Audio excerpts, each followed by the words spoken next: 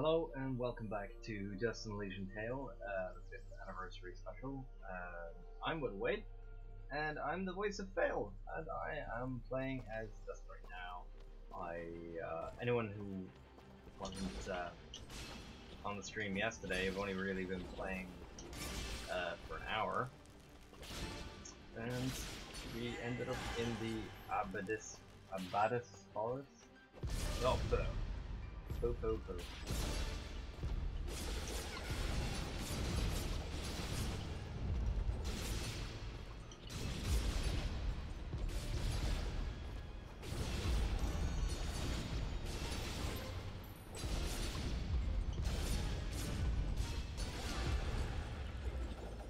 Got him.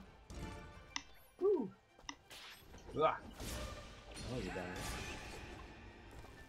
Look at that, you flying fat thing.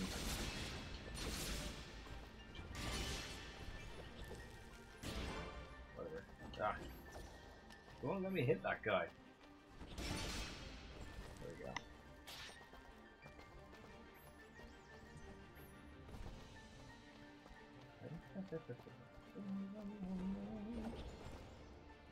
Whoosh. It almost seems cruel, like the way you just mercilessly mow down some of these creatures. Finally, we're out of those caverns. Yes, Fidget, What's the you matter? are out. Afraid of the dark? A little bit. I laugh at the dark. Actually, I'm afraid of heights. Wait, heights? How's that possible? You fly all the time, everywhere. I'm the only one on watch do too, I get the prize. I Just guess like by you must have default, forgotten yeah. that I can still But we're, fall we're gonna at wait a any while, time. and Never we're gonna looked. ask a question. Of course, you'll all be allowed to, like, Google it or whatever.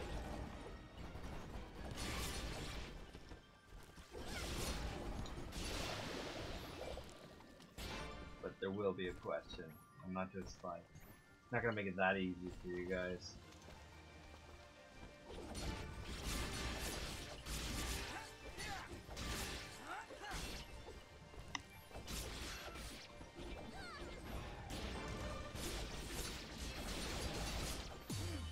Oh, you son of a beep. Oh, I got it. That was like the luckiest parry ever.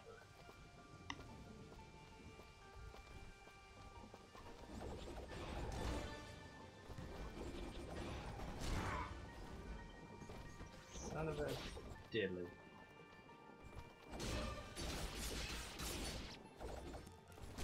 Ah! Do you remember hating this? Ah, hello again, my friend. So hello to I anyone who's suspected watching. you would return. Thanks. I don't know if I need anything Your from you right now. I didn't buy anything. is most appreciated. I didn't buy anything. I don't have the slide thing yet. Or the grabby thing yet. Yeah. Oh. I thought that restored your health a little bit. Nope. Whoop! That's what I get for not paying attention.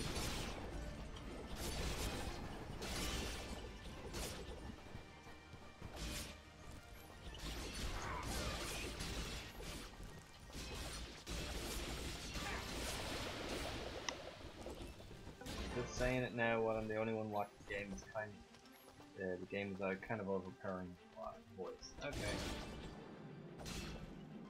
I will. Now.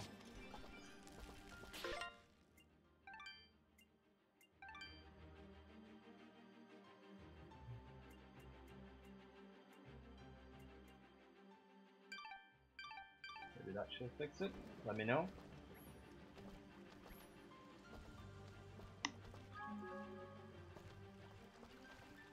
Whoa.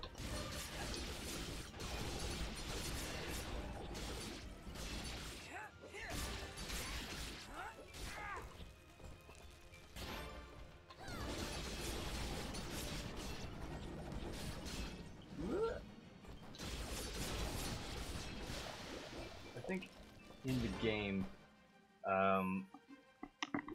the game, those things were my most hated enemy. The spiky dudes. Sneaky, sneaky. And now you're dead.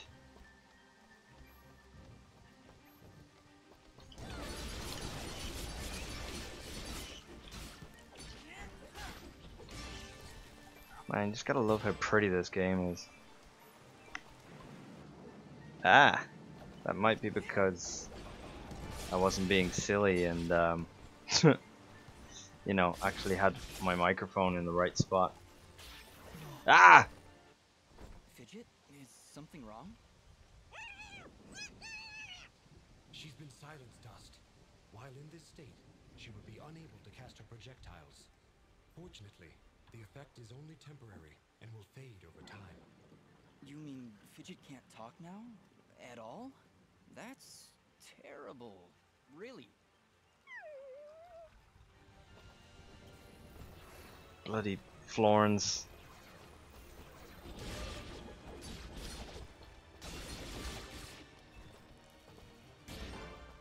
They're a real nasty customer.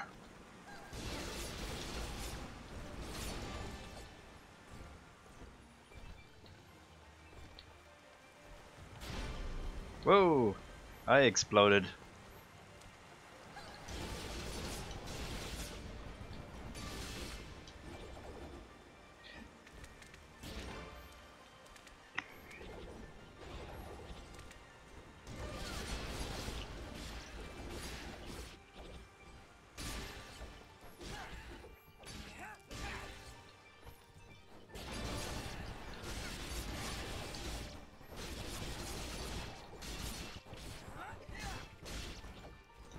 You gotta love how this game, combat-wise, is so intuitive that, you know, you could be perfectly new to playing the game and still, you know, still kick ass at it.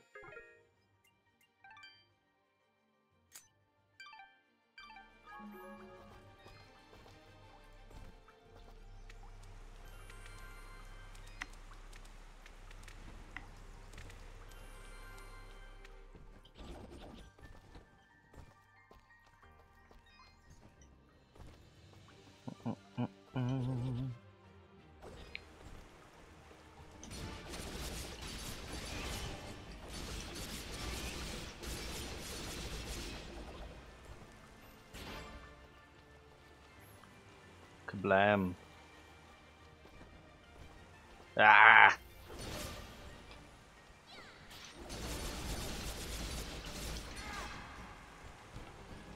A real nasty customer indeed.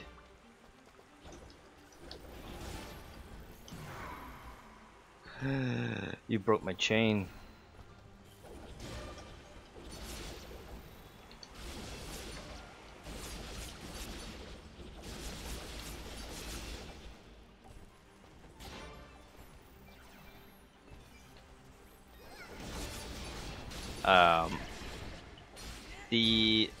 The quest, one of the quest things is fetching Florin spikes and Florin tentacles, and I know this because I had to say the line, and then it's like, the director, DMAC double, it's one of his favorite lines for some reason, so that's how I remember it. Come on, get your head in the game.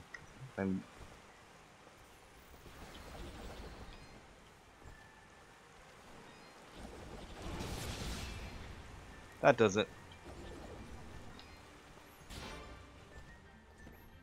Oh, I hate those things. Ah, come on. So can you see why I hate them?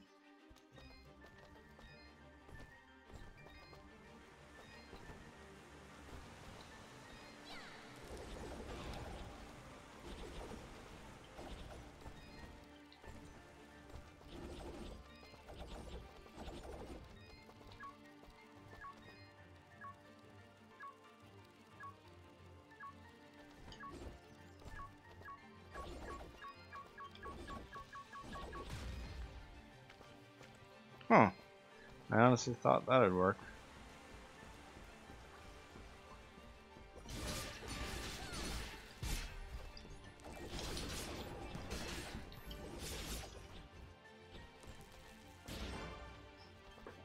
So, some folks might not know this, but the creator Dean Dodrell was known for Jazz Jackrabbit back in the day. If my age doesn't betray me.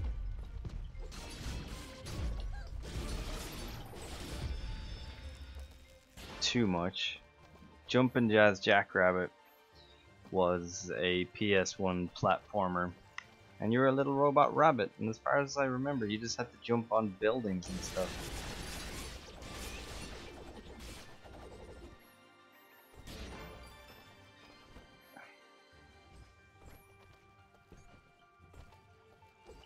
Kill the bunnies!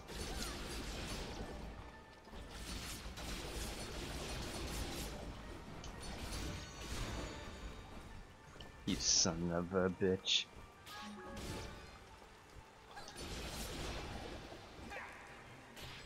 God, I hate those things. Click, click, click, click. Hey, Marketplace, what's going on? If you're just joining, not here that long, only been playing a few minutes, but yeah, we're going through the Abadi's forest right now. That guy just dropped his weapon. Is he dead? No, he's not. Kill the bunnies. Kill the wabbit. Kill the wabbit.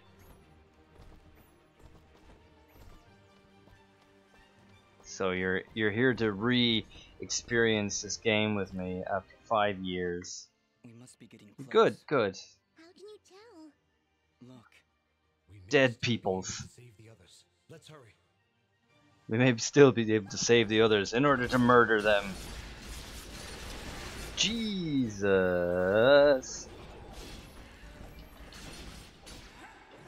Ah, the spiky things, I hate them. I hate them so much.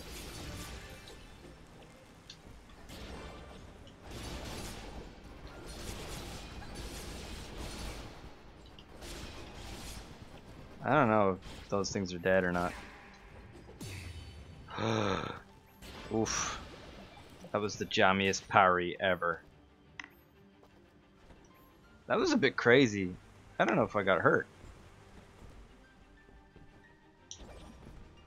Yeah, when in doubt. Blade slash whoosh. I don't know what happened there. This is like Smash Brothers Melee back in the day when it was 4 people playing. It just got crazy.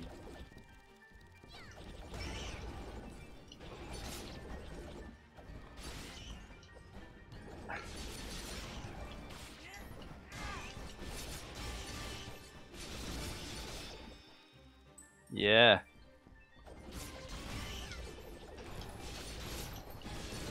So you really wanna mess with me? I don't know what kind of animal Dust is. Some sort of like dog, cat creature. Not that it really matters. He's an anthropomorphic animal type thing.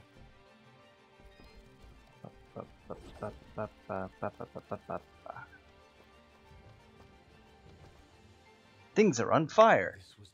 You've never seen this game before. It's amazing. It's pretty much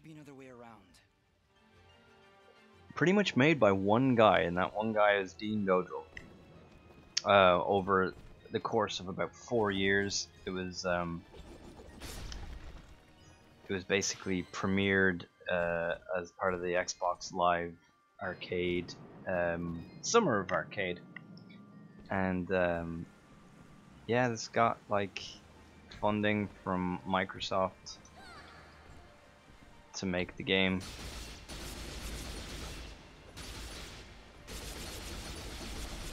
and it really was a labor of love from everyone involved. I did it. I can hear the water rushing below. It's pretty much all hand painted. Subtle, but that wasn't half bad.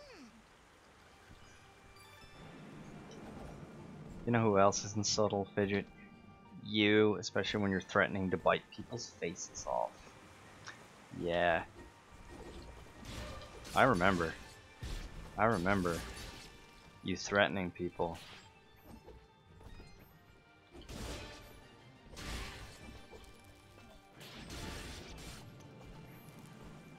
Fidget, very wonderfully played by Kimlin Tran, who is the voice of the Snipper Clips in the Switch game Snipper Clips. Now,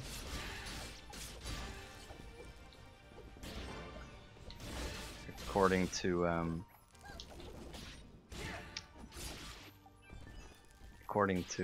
director and such, she kind of freaked them out when she was doing sort of the like, oh crap, ugh.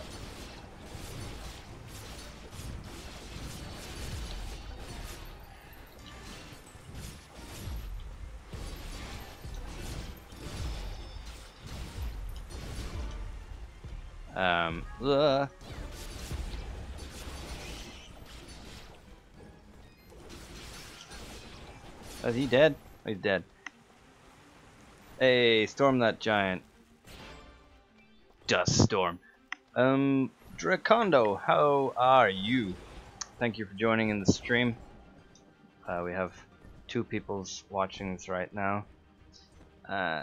So don't forget to keep paying attention. I will have a free Steam key to give away. As I said, this... Ugh. Whoa, that was close. I will have a free Steam key to give away. It'll involve a question, but you're allowed Google it. I will allow for Googling of the answer, because you know, why not? It could be the first time you've played this game. Anyways.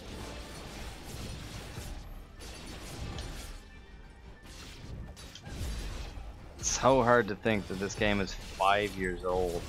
Well, at least upon release. I need to go through. Oh, there we go. I exploded. Exploded with a level up. Is it any random question? No, it'll be a specific question that I have in mind right now. But I'm not going to ask it just yet. Did I pick up any? Ooh, like chainmail. Okay. Let's get imp oil. Well, let's equip that. Yeah. Yeah. Fidget OP. Fidget is OP, and I tell you, I have used. She gets a couple of other. Oh, Scott Craner, hi. I'm playing on hardcore. I am not playing on hardcore. I'm playing on normal because I am not that good at this game. But her like magic missile thing is like super OP, especially as you level it up. Oh. What the?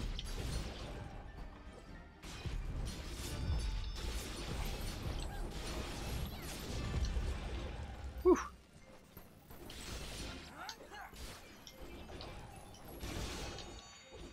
Oh, well, I managed to get to an area that I shouldn't have been able to get to. Oh, I can't get any higher though, that's funny. No. Huh. That's funny. I shouldn't have been able to get up there. Whoops.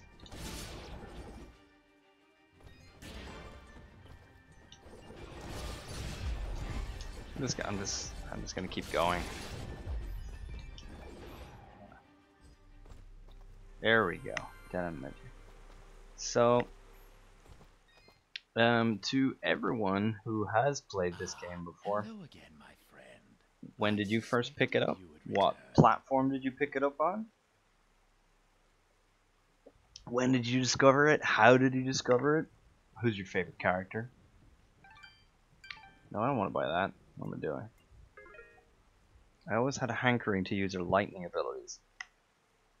Yeah, but I just found that the magic missile ability is just stronger. It's more useful. I know there's a couple of enemies where it doesn't actually.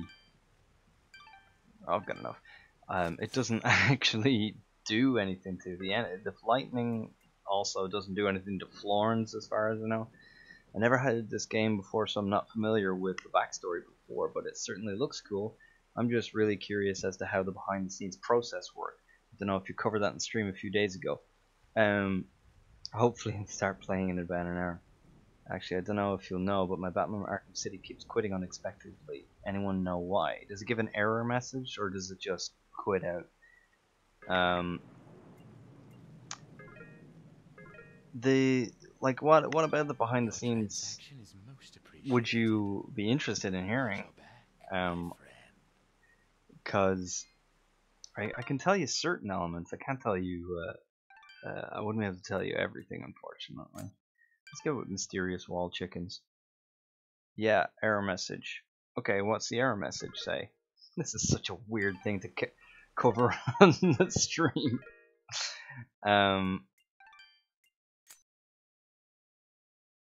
Ooh, I nabbed it on its 1 year anniversary release on Steam. It was the first week it got released. Ended up nabbing it at half price. Cool. That was pretty handy. Oh, is this where I fight Fuse? I really don't like the look of this. We've made it this far, Fidget. Stay close to me and you'll be fine. What do you see, Yara? Edwin Chong. Another enemy stands before you. But this one is Australian. What is it, Ara? Such hatred. Be careful, Dust. So many dead bodies.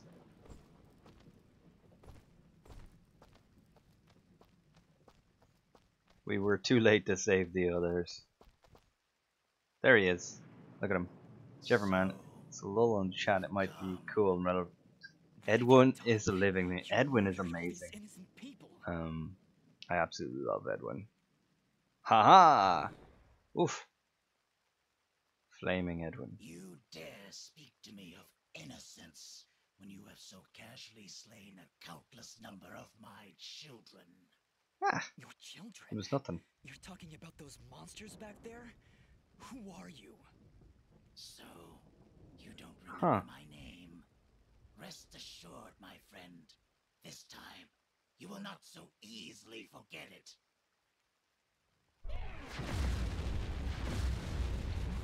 Everyone getting a Sonic 3 vibe there. I don't care what your name is.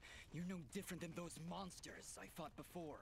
And like them, you will fall to my blade. Yeah. You are the only monster here, puppet. As I turn your bones to char, your final thought will be that Fuse was victorious. Now die! Welcome to Die!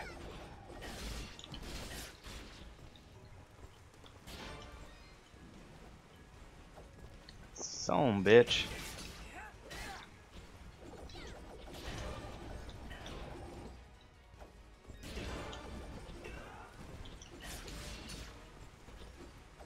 Unfortunately, in this game, I didn't get to do any, like,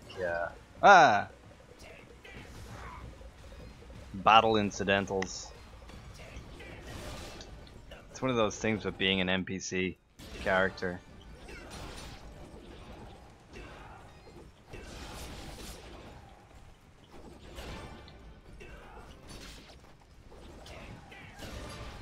No, you take this. Damn it, Edwin. Hold still.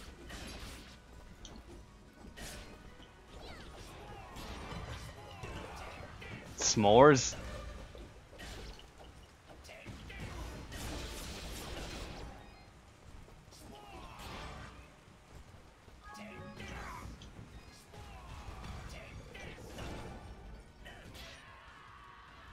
That's a pretty, yeah, that's a pretty cool slow motion thing to get. I did voice in this game. I was the Irish guy. Of Elysian shine upon me. Aww. But can they reach the darkness within you? Aww. It's not his fault. I have come to my end. Welcome to die. What are you? Among the last of a dying breed, a once proud race, extinguished by your hands. My hands? Yeah. You and your warm-blooded kin, we moonbloods, were outcast, scattered to the wind. You and others like you, they came to my village, killed my family. I didn't. I can't remember. How convenient. There is sadness in your eyes, but it is not guilt. It is loss. After all you've done to my kind, you still think only of yourself. Perhaps that is for the best. Your leader, Gaius, he led you and your fellow assassins into battle. Assassins? Yep. He even murdered his own kind, our greatest allies amongst the Warmbloods. But one escaped. She was the only one I would dare spare in the slaughter that was to come. Ginger. She? Who are you talking about? Who did I kill? Everyone. Did you not see what I was doing? I was awesome. Who sees? My vision has left me. I return now to the life thread. Not to be confused with Final Fantasy, okay? No, wait! Farewell, Warmblood. Ashes to ashes. Dust to dust. Ah, they said it. We did it. He knew I was Fidget. He'd seen me before. If only he'd lived a moment longer. If only I'd managed to keep him alive somehow. Could have fed him As chicken. you can see by the dead littering this village, that would not have been a good idea. I'm sure you're right. We should return to Aurora and report to Mayor Bram. There was also that name, Gaius.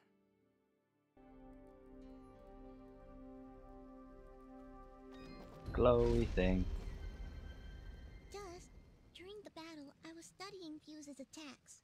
I think I might have picked up on his technique. Fire. I've got a feeling we'll need it. Those monsters likely won't let us leave without a fight.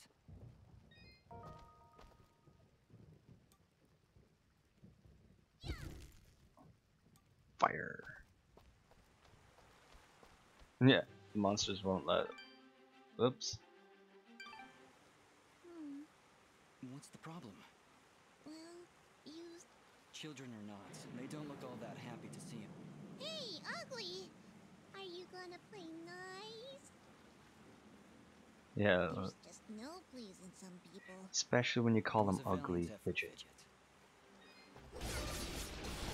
Now, help me while I slaughter them all.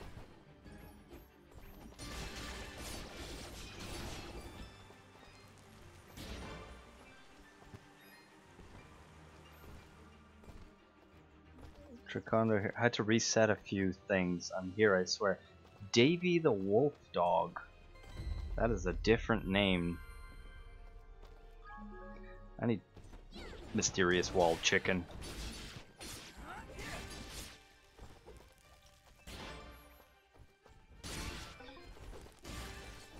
I'm sorry if I'm skipping through this a little quickly. Oh, this is one of the What's all trials. this? These I am. flags are a warning. The area That's fine. Furries are fine with me. And this game is Dublin. Don't blame the game. I was always tempted to do like a Dust cosplay or something, but I think I've heard of these never got around to it. It's rumored they contain I'm precious thinking more treasures. going the Fox and McCloud route because that'd be more fun for me. Just little bits here and there. Think we should go in? I certainly hope you save. Fourth wall break. This is the trials, isn't it? Yeah, I don't know. I'm kind of just going through this for the story. I'm gonna see how quickly I can get through the game.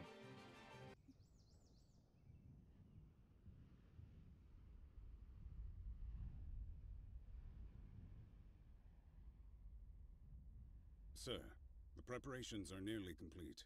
We found another of their camps, but it was deserted, of course. Keep up your search. They're going somewhere, and we need to know where that is. of course, sir. If that's all, What of the rumors, Commander? Is there any truth to them at all? we are investigating, sir. You should have cosplayed as your Surely you character don't and see believe how me. many voice compliments you Commander, get. it Yeah. is not your Hey place to man, that's a pretty question good what I voice. You believe. sound just The like moment of Phil. glory draws near, and I want results. As you wish, General. As you Where wish. are you, my friend? Why are you hiding from me? Cause you smell.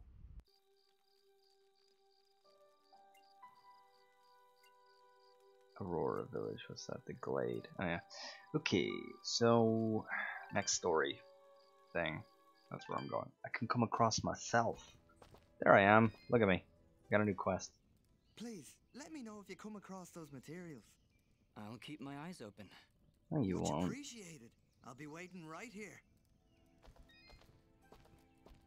A little trick to getting the achievement is to buy all the materials in the shop. It's great to see you back, son.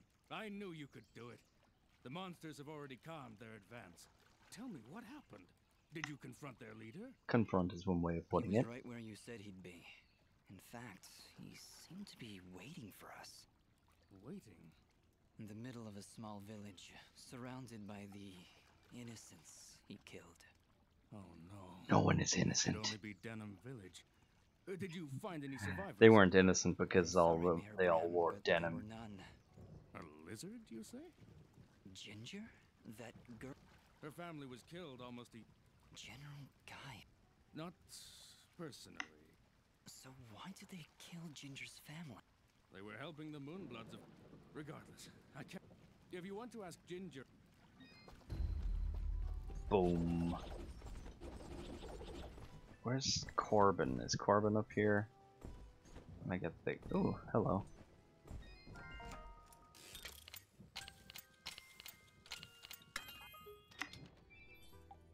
What kind of overalls does Mario wear? Denim, denim, denim.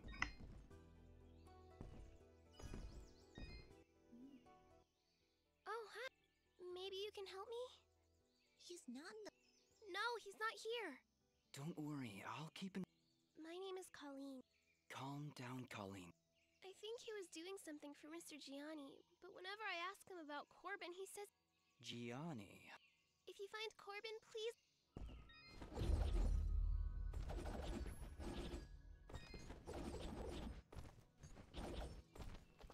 Ah, we're here for story. Story, story, story. I don't get it. Don't you understand? And Fuse is like...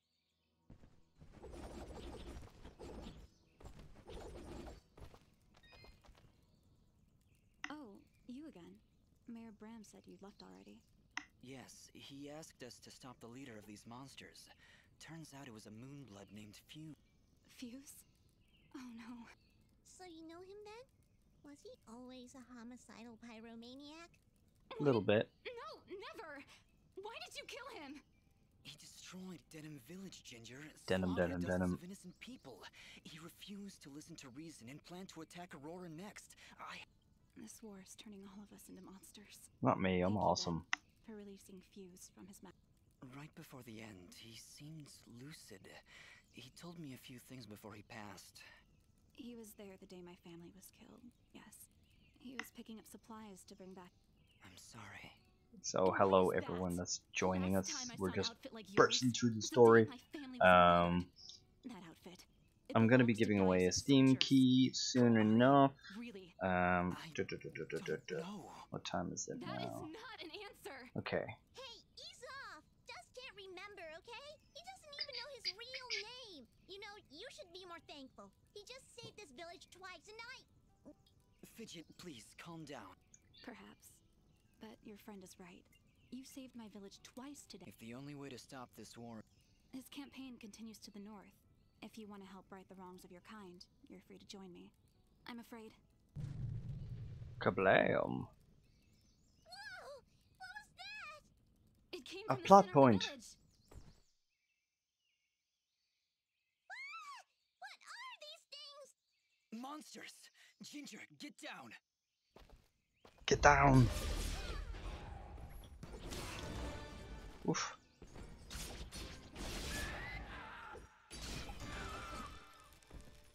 The bringer of death. That's me. 2314. That's the last of them. Ginger, are you okay? I'll be fine. You should go down below and find out what's happening. Yeah. Alright. You get down there, sort shit out. Dangerous. Head north. We'll catch up with you after we've gotten to the bottom of this. Stay safe, Dust. We'll meet again at Roan Pass. No. At the foot of the Blackmore Mountains. No. I just love how he explodes. Yeah. Let's go with that. Alright.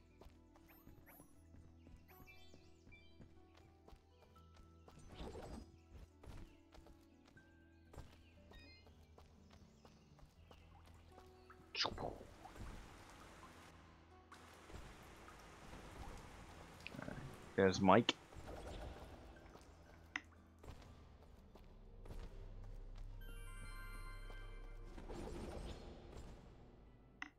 End of the line. Looks like it. Yes. There's no time to. Well. Whee! Dead.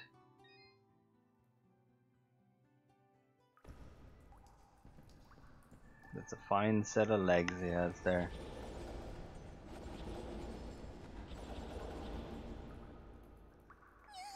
Did you see something move up ahead? I saw something move. Fidget, you need. I'm not afraid of the dark. I'm afraid of the things in the dark. I don't see. How could you possibly see anything in here with that big hat over your eyes? Stupid Hat Club. I hate caves. Our kind isn't meant to be underground. I thought you were. Oh, hush. So, as well, for American viewers, there is a stream from the rest of the cast because there was like a big party that I couldn't make it to. From 10 a.m. to 10 p.m. Pacific Standard Time. They're doing a charity stream on twitch.tv/Stupid Hat Club. And on there's going to be a bunch of prizes. It's going to be like chances to donate and stuffs like that. So the charity escapes me right now, but it is a worthy charity, of course. So that'll have more members of the cast. They'll be doing like plenty of things over the stream, not just playing the game. You'll get to talk to the rest of the cast, including the voice director, stuff like that. It'll be a fun-filled day. 12 hours. 12-hour stream is pretty intense. It's getting really hard to see. I'm starting to regret coming down here. I was regretting it minutes ago. What do you want, a medal? I guess I could start how I heard about this game. I heard about this game in 2011, I believe it was, on the Voice Acting Club. And there was this audition, voice audition for a game that was coming up. It was one of those things that it would be paid, and so we were like, yeah, let's get on this thing. I liked the team involved. It was kind of a closed audition to do with, you know, people the director had worked with before and such. and so obviously I wanted to get in on it. Now the audition was basically open to all the parts, so naturally I tried for all of the parts, but the talent was just so immense on this. You know, I got Fale, and I was happy to have that. At first I didn't even know what to expect from the game.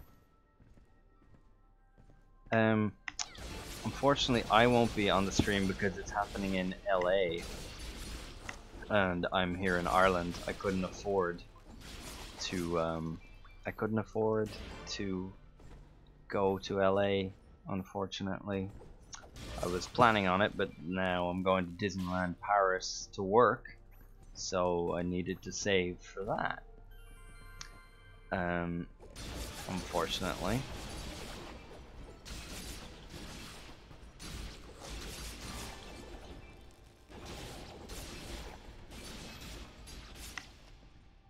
Please just use a teleport stone.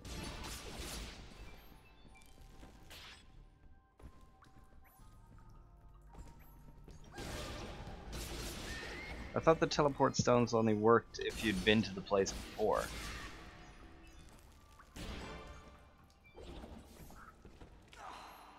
Son of a...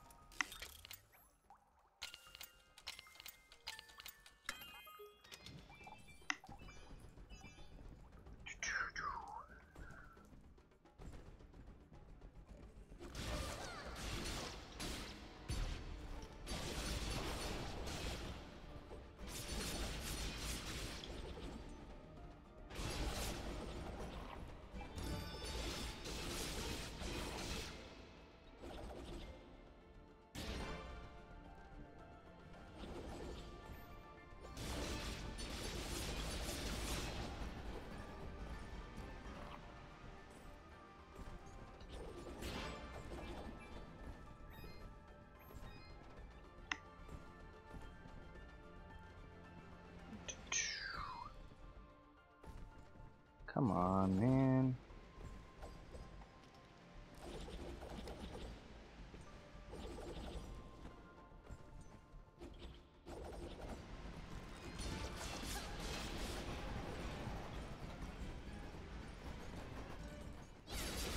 Everything followed me down.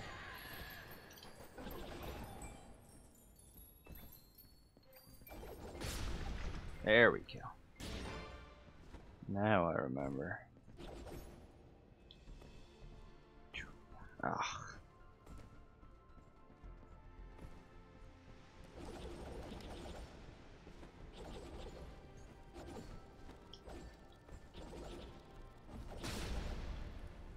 Mysterious wall chicken.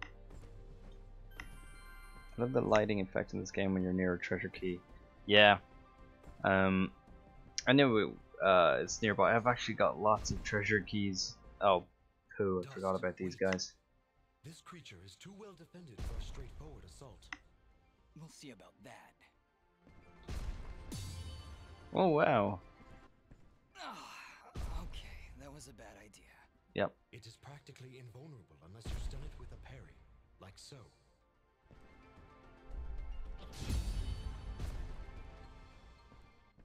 He went down. Sure did. Dust, would you like a refresher on parrying? No, I'm grand.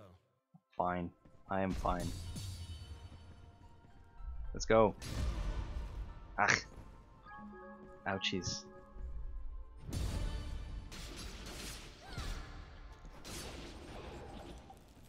Huh. That was easy enough. Rock and roll.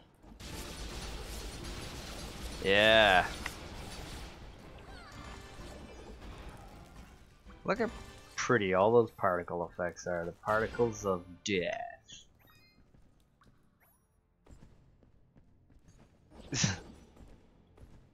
Cutscene. Hello, I am small child. I want to go home to my mommy.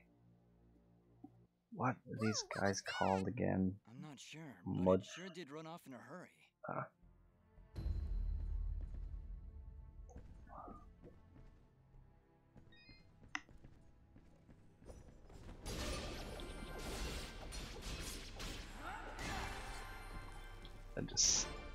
smash you off the teleport stone thingy. Oh wait, I remember this.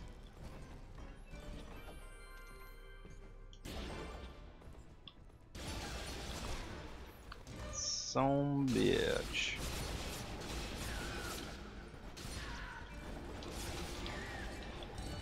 That's right. That is right.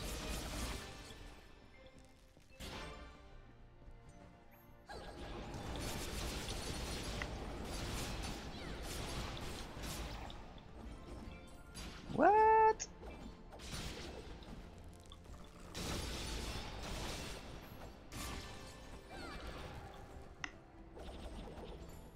I'm a lean, mean killing machine.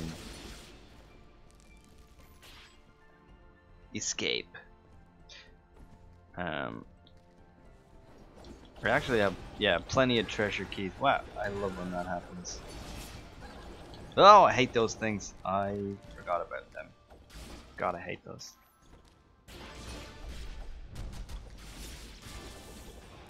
Yeah, take that.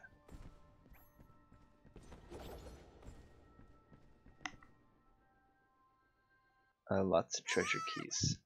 Wait. So yeah, back to the gives you blue mushroom. Let's follow. So yeah, so we got cast in the project. It was it's like a cast of, oh, couldn't tell you how many, from all over the world. I wish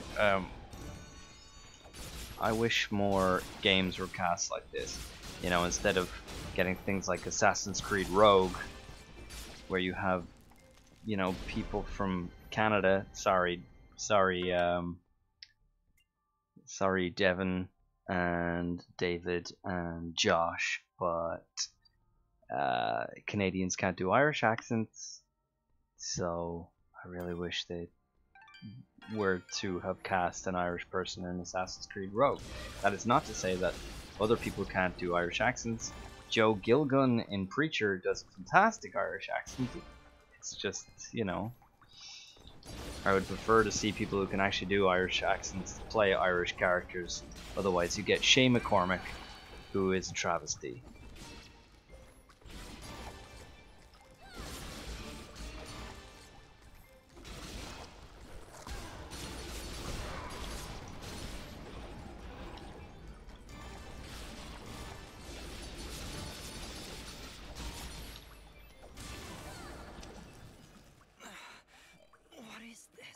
Poison. Poisoned? When you're poisoned, your life slowly drains. I can probably just... Stop pretending you're so tough. Here, take...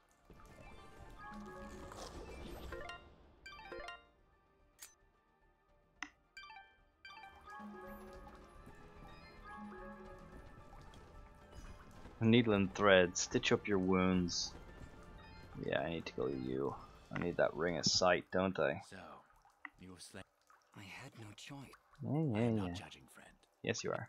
Forgive me for asking. The Moonbloods. They are an ancient race, and their presence is not tolerated in these lands. One would be at a disadvantage among so many warm-blooded creatures. Shay Cormack's accent is the result of what American and Canadian voice directors think is an Irish accent, and unfortunately, because that exists, a lot of people actually believe that that's what it is. And if anyone might remember that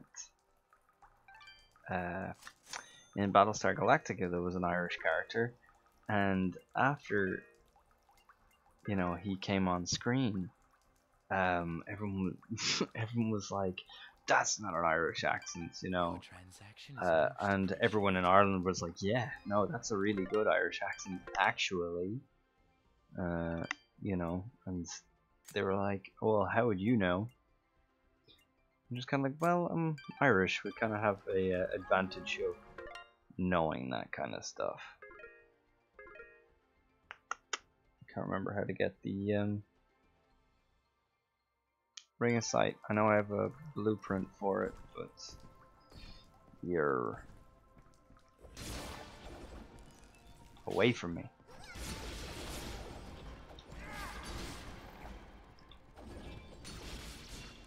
Oh yeah, these generate light, don't they?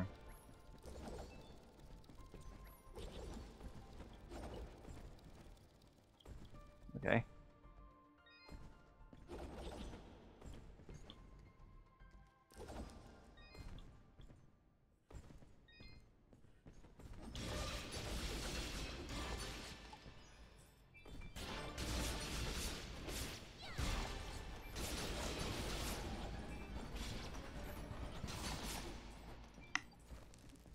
Side quest during a site is needed per will, give you one for free. It's the same sort of thing as Dick Van Dyke's Cockney accent. That's what people thought it was for years.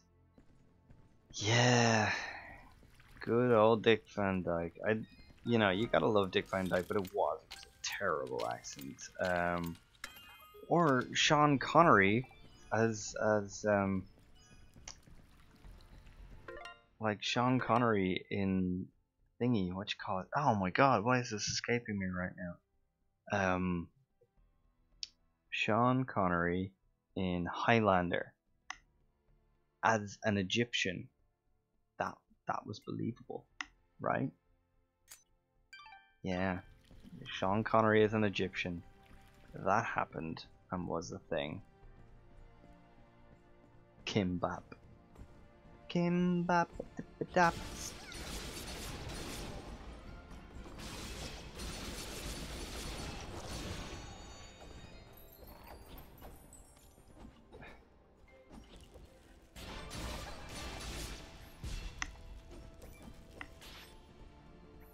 Yeah, Highlander.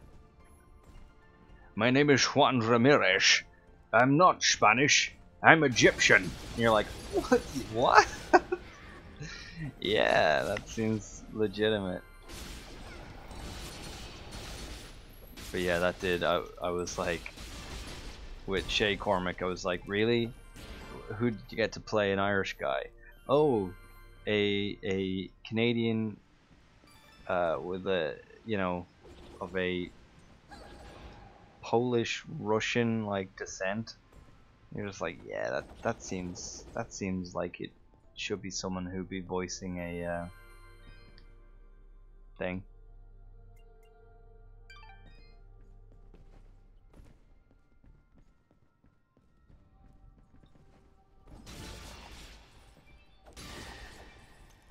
I always get a giggle out of that poster where it's like, hot shingles are being nailed in your area, and it turns out and it's a picture of Sean Connery. It's like, hot shingles, you say.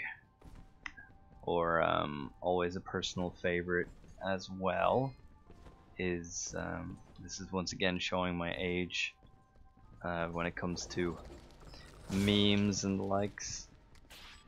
You're the man now, dog.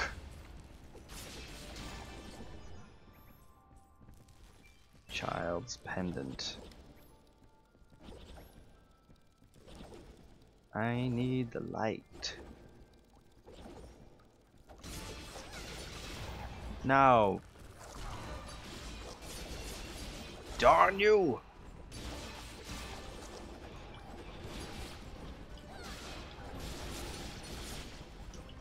Oof.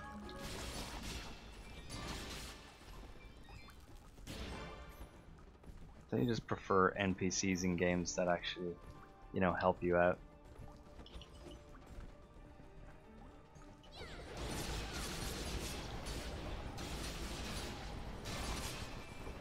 Yeah. Eat dirt. Eat dirt, everyone in the vicinity. And I think there's others in his YouTube chat. I can actually do a not bad Sean Connery impression. I mean, not perfect, but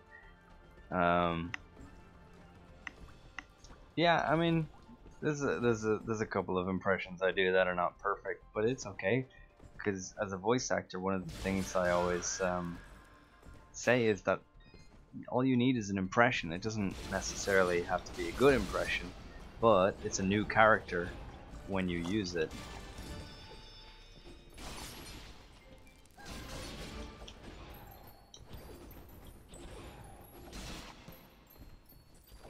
See, the question I'm gonna ask is gonna be dust related. So anyone who's played the game before is gonna have a distinct advantage over someone who hasn't played the game before. Oh, it's these guys again. Oh, well, that was cheeky.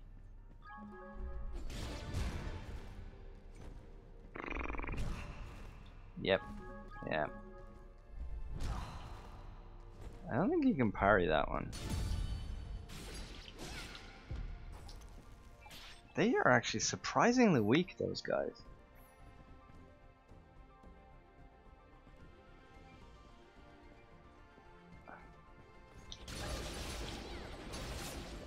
Woo! I can fly.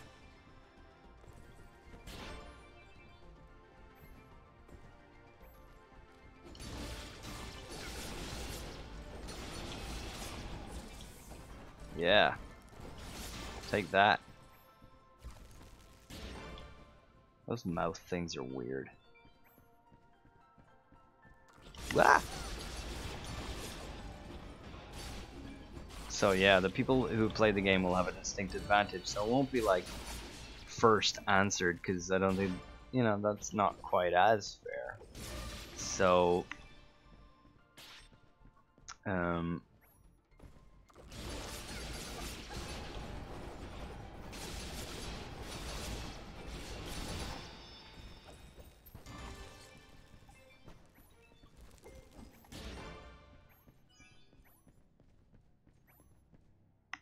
of 117% of the game multiple times, also parrying an enemy slices its defenses down.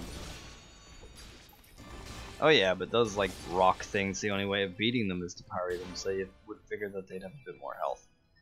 That's just what I think. Hi. No. Ow.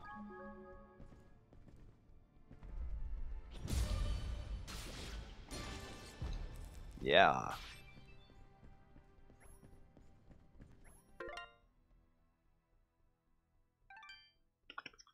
Mysterious wall chicken. Definitely my favorite pickup in the game. Now, there's a couple of questions I could ask. Let's upgrade Fidget a little bit. So I might make it a 3-part question.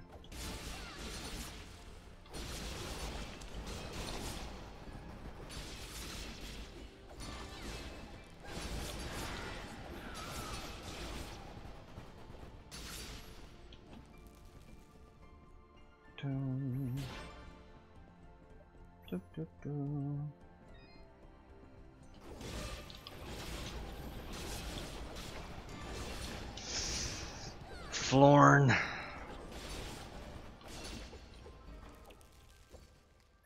I got another job for you, Dust.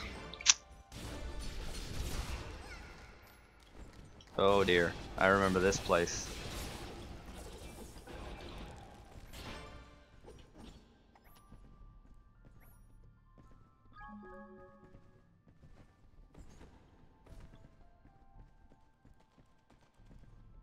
It's a sheep. You know, they always said that he was the black sheep of the family.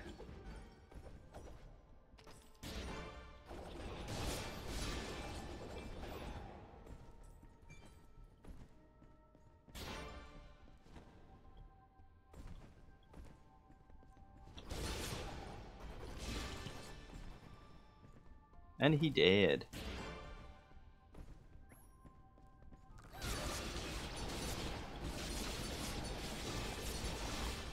So,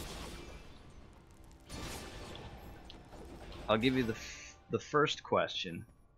As I said, it's going to be a 3-question thing. The first question is my character Fale. When you complete all of his quests, what is the name of the achievement? There's something horribly wrong with these mushrooms. These aren't mushrooms, Fidget. They are called bubble sprouts, and it would be wise for us to tread lightly around them. They react rather explosively to movement. Wonderful.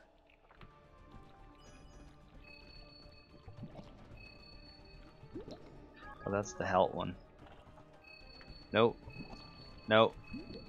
When they glow blue, they give health.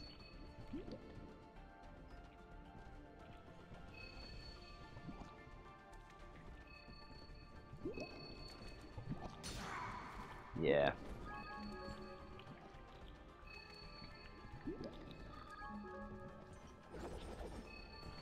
Ugh. Poisoned.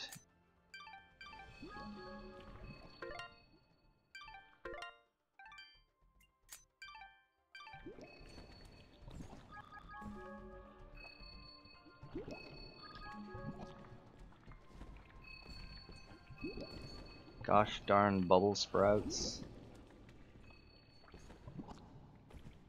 Missed it.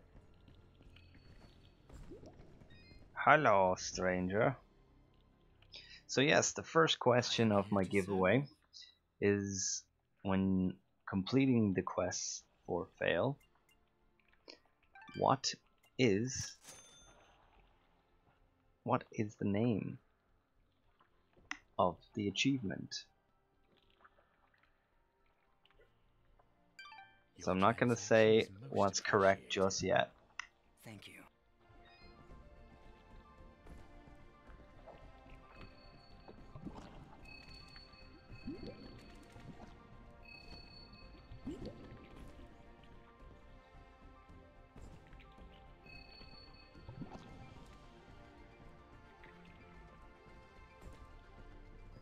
Because remember, it is in fact a parody.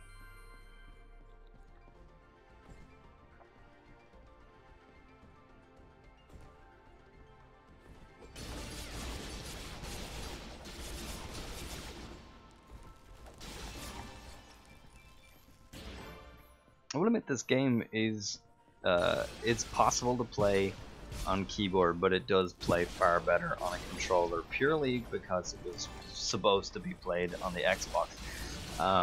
Originally, it was not going to be released on Steam. It was just going to be like a real pipe dream for it to come to Steam.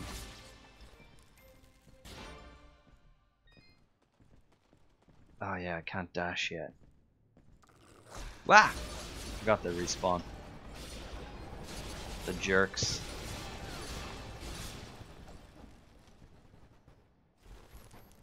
Yeah, they dead. They super dead.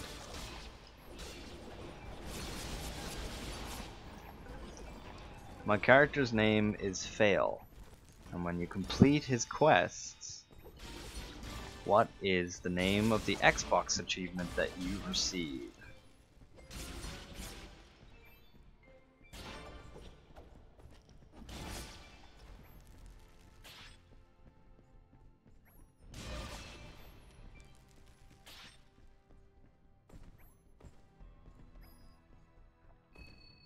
Blech! That wouldn't have been fair. There he is! Look, he's in trouble! Ah! Leave me alone! Picking on little ones, huh? You will most definitely regret meeting me. Keep wary of the bubble sprouts, Dust, or this battle will be over before it begins. Oh, piss.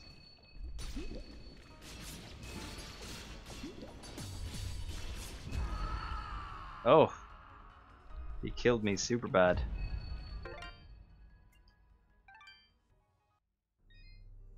So yes.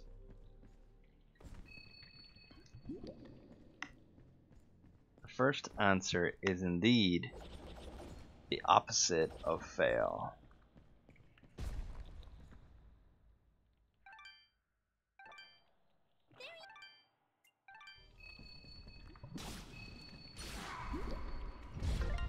Gosh darn it.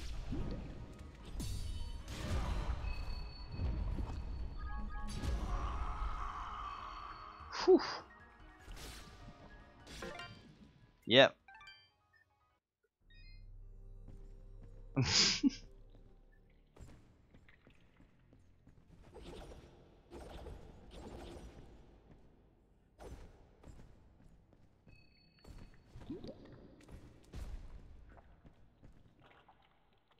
it is a good achievement name, and I was one of the few peoples, one of the few peoples to have their own achievement in the cast, so I was like super happy about that. Okay, so that's one down.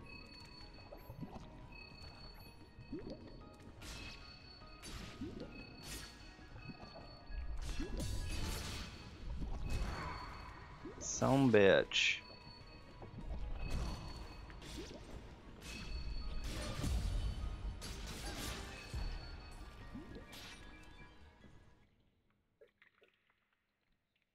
Yeah, so I was super happy to get my own achievement. It was like, for an opener to my pro career, to get my own Xbox achievement is it's pretty nifty, not gonna lie.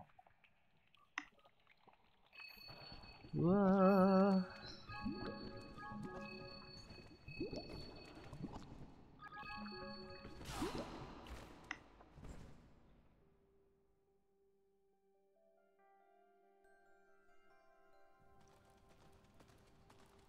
Sheep. Mud pot, that's what it was. Kill the sheep. I didn't think those monsters were smart enough to build a fence. I'm certain they didn't. Let's hop on over. Turns out the sheep are vicious. Ah! Nah. Nah.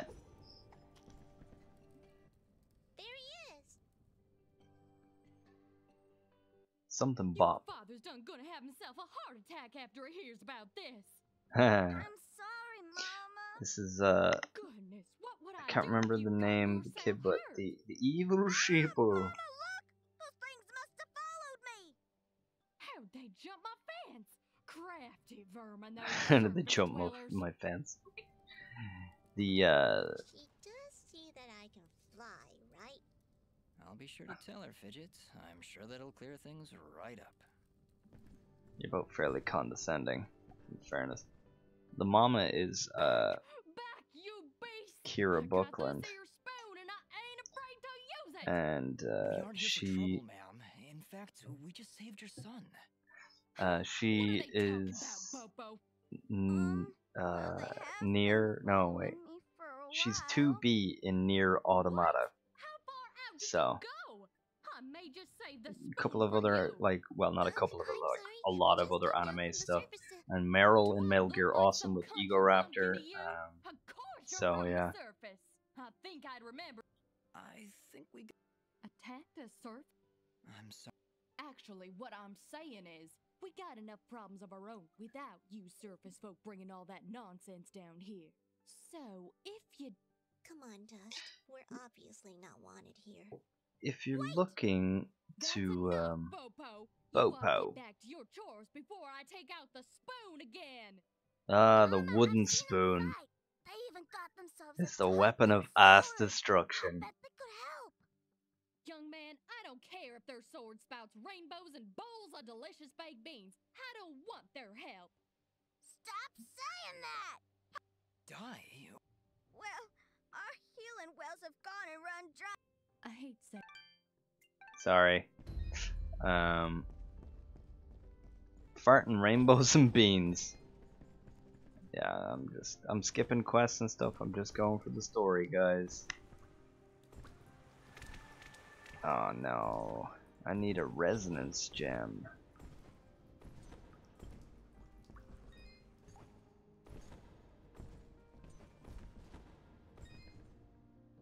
Blop. Well, howdy there, big fella. Am I hearing the local gossip right? You and your flying mongoose are gonna say... What the heck is a mongoose? You. Quiet, Fidget. And yes, you've heard correctly. Well, yeah, but I don't think you're gonna fit through this here hole in the wall. We had to... What the heck is a nematode? Anyway, seems to me the only way you're getting through is by sliding. I'd kick you through myself, but, you know, I got these fat little legs, and they hardly keep me vertical. I appreciate the thoughts, but I'll find another way around. Here, boy, take this red resonance gem. There we It'll go. open up the basement, and maybe you'll find a better way down there. If you want to get into Wait, your underground. Hey, big fella, what do you say to me serving your flying rat a big old jug of shut-up juice?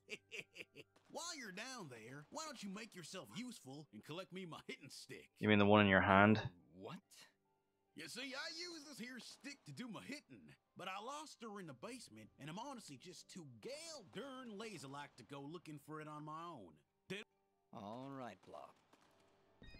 So, if you want to be a voice actor, you could get into it how I started, which was I started out in Newgrounds, which is a kind of defunct now, but spikes.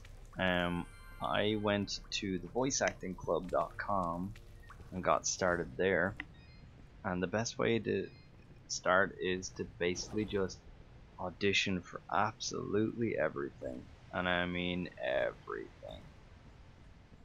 I got a reputation as being like the most vicious voice actor because I was constantly auditioning for everything and getting cast in lots of stuff. Then I started getting picky, and that was probably my downfall. So, ow, spiky things hurt.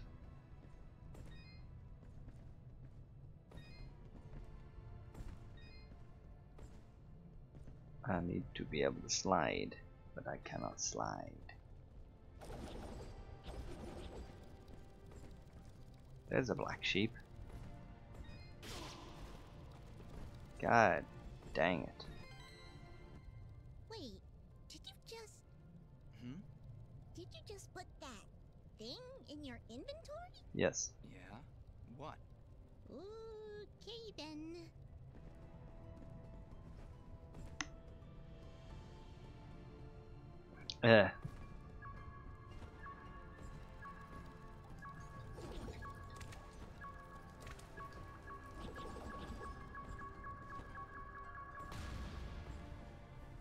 Poo.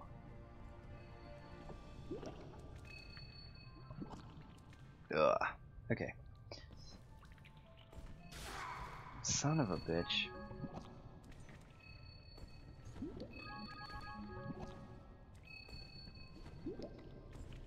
There we go.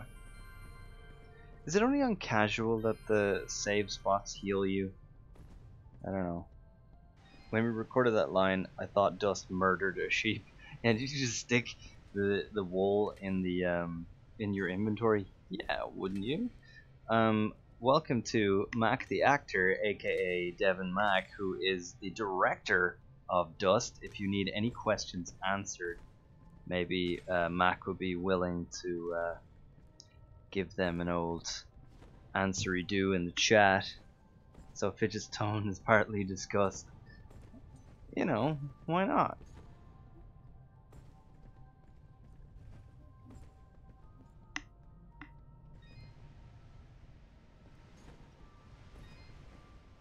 So I gave the first question, Mac, to the guys here for the giveaway I'm doing for Steam Code, which was, what is the name of the achievement for my character? Fale. So that's the first question. The second question I may as well get started on now, which is, Mac, you're on Twitch and YouTube. What the fruits? He's also right above you. Yeah, he's on both streams. Mac is also an incredibly hard worker and somehow magic. So we don't quite know what to make of Mac. Is he human? We're not sure.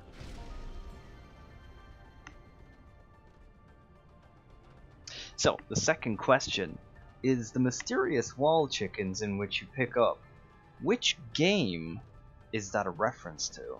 Now there are several references in. I wanted to see how many people were watching. So far at the moment, 4. It looks like. So yeah, which game is the mysterious wall chicken referencing.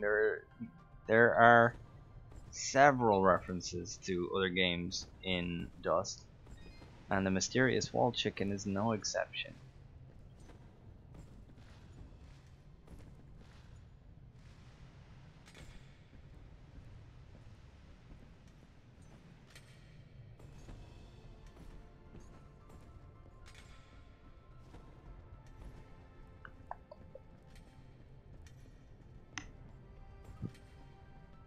There is no mysterious wall chicken in Call of Duty.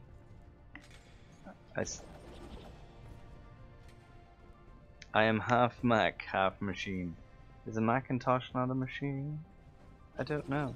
But yeah, Mac is a voracious worker and a pretty nice dude to boot. Kill the Kill. Is there a video game of Kill the Kill?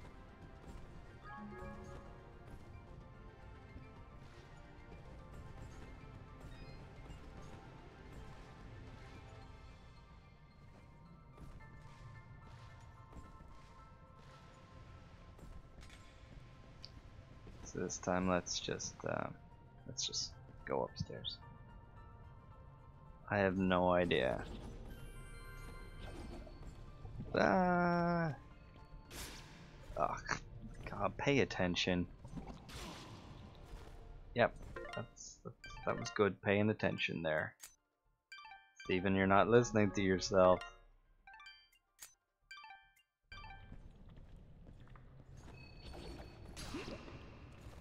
Wow. I'm out of mysterious wall chickens. At least we're making some progress.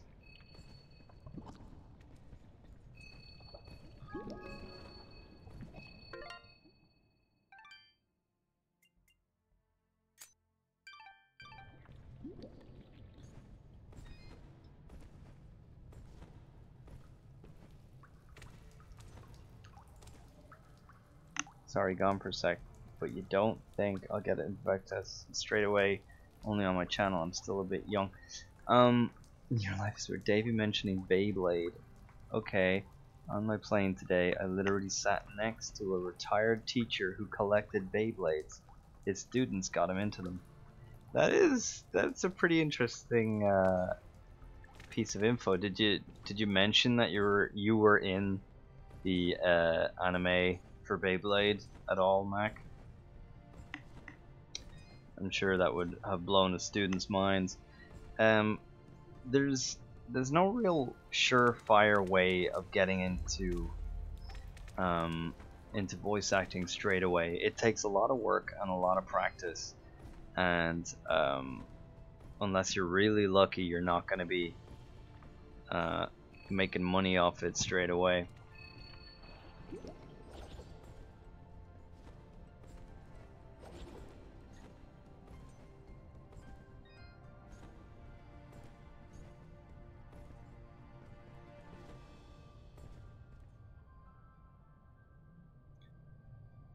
Follow me on Tumblr. I'm a storm of dust. Cool. So I'll be giving the third question in about 5 minutes. Now that one's gonna be a doozy.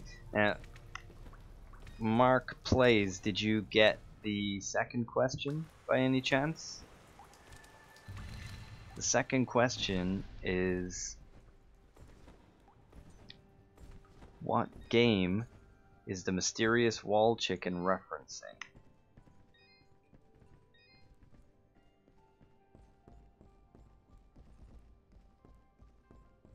Yeah, so if you missed the second question, is what game is the mysterious wall chicken referencing?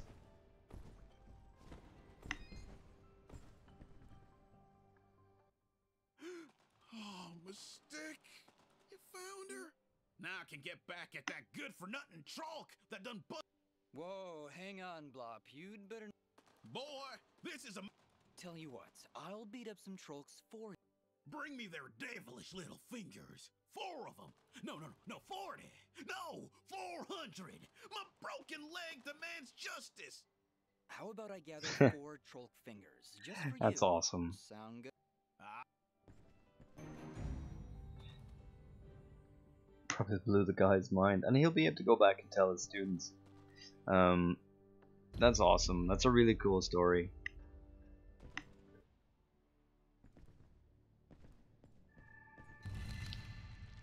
Is this I forget, is this where we come up upon Lady Tetris?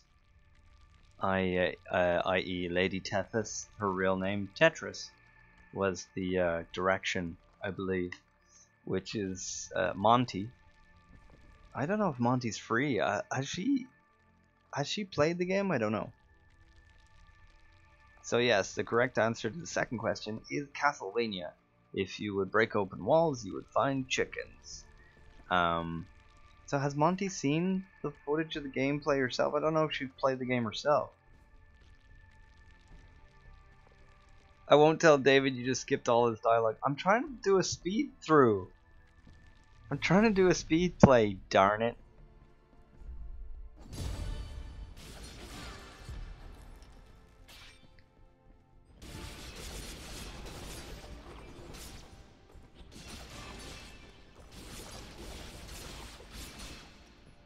This is why I'm not doing the side quests and stuff as much as I would love to.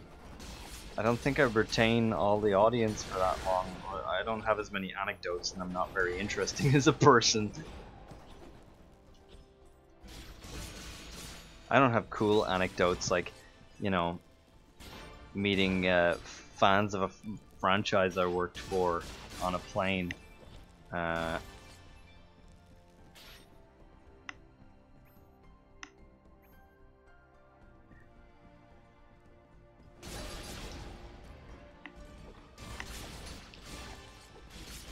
Someone should message Monty now and get her into the stream and be like, Monty, I'm about to fight you. I think this is where you fight Monty. Acting like it's Reed's box. Oh man, I haven't heard from Michael in a long time. Oh, hello. That wasn't weird at all. Ew. Slam dunk.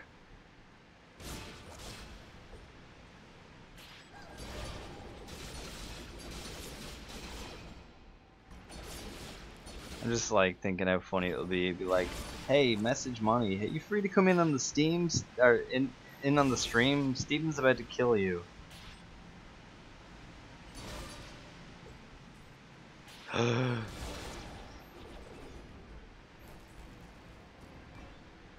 It is. It's a Florn. A real nasty customer.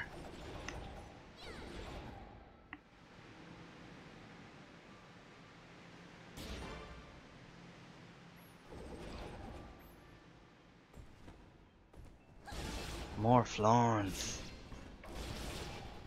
I actually do have an anecdote if Mac remembers this.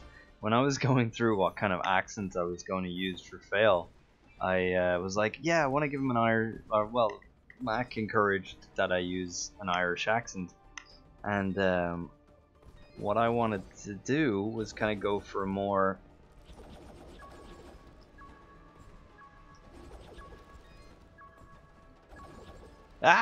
no.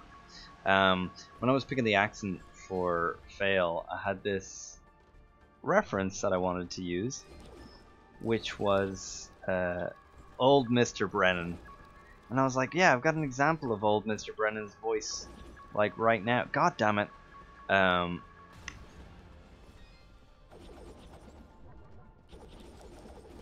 got reference of his voice here, you know, this kind of really old school Dublin accent, and oh, come on, man, get your head in the game. Yeah, it was this clip. Brennan's Bread is a brand of bread here in Ireland, and basically there's a series of ads with this guy talking about old Mr. Brennan and how he used to know him, and be like, you know, I was talking to old Mr. Brennan the other day, and I asked him what was his secret to getting his bread so fresh. And says he, Mr. Brennan, to me, would you ever fuck off? And of course, I was listening to the clip at the same time as these guys. Yes, Brennan's bread. And I was listening to the clip at the same time these guys. Would you ever fuck off? And Mac was like, you guys have that on your radio at home? And I was like, oh god, no. This is obviously the voice actor who does the voice for these ads, just doing a parody of his own type of ads. It was mildly embarrassing, but also really funny. I don't think I'll ever forget that.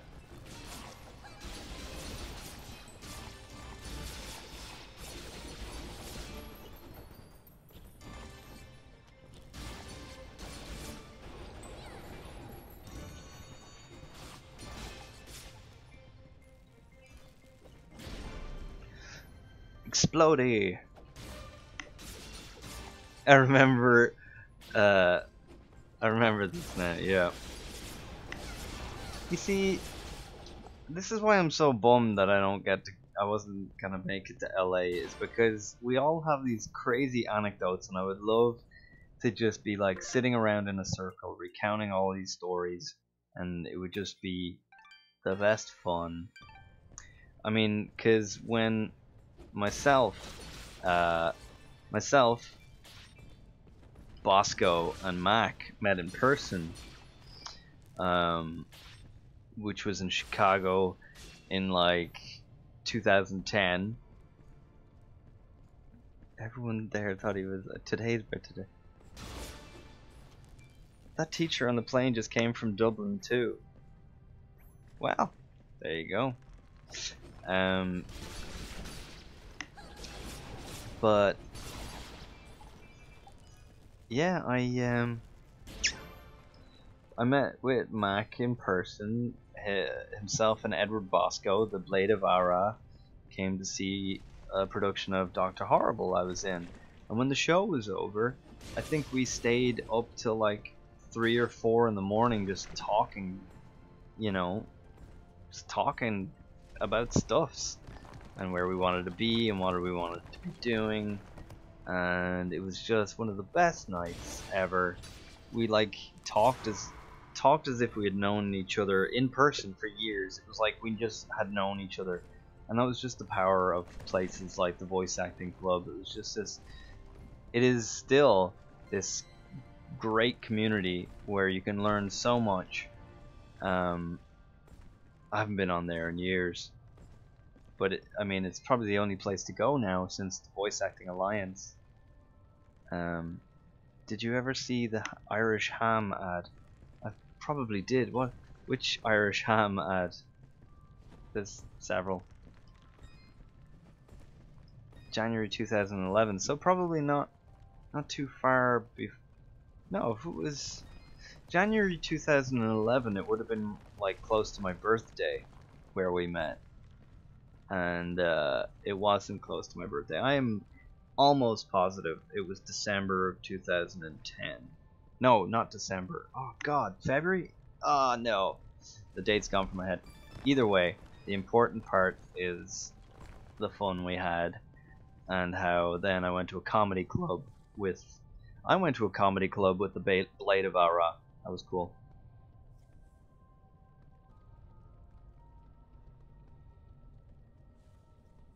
He's tap dancing, says a few things, and then Kunis. As in Kunis Atatu, how are you?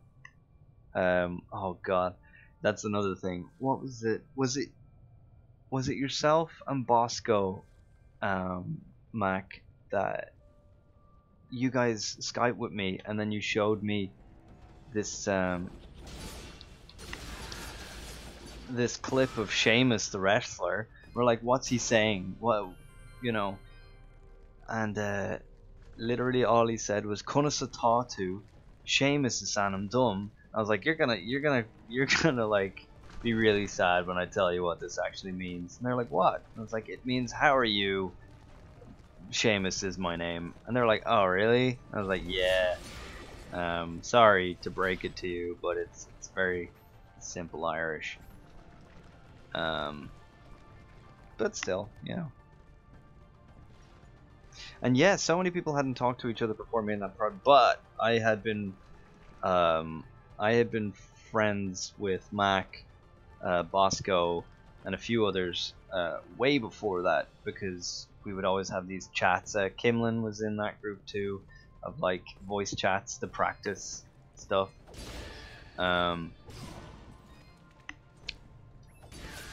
Also, I do have a new project, Mac, that I might be engaging in very soon, because I was a little bit inspired by Mike doing his monologues.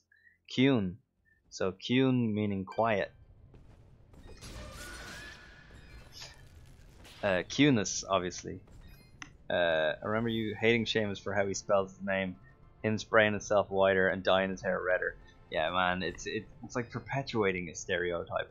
I have to say, Seamus in TMNT 2 Out of the Shadows, absolutely fantastic. So I promptly ate my words on that one. I like Seamus now.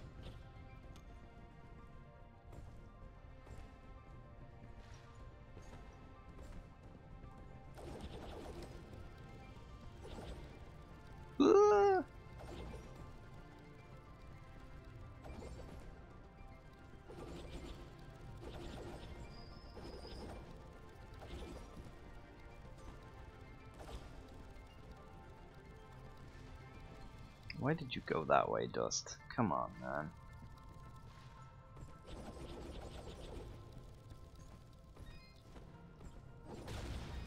Son bitch.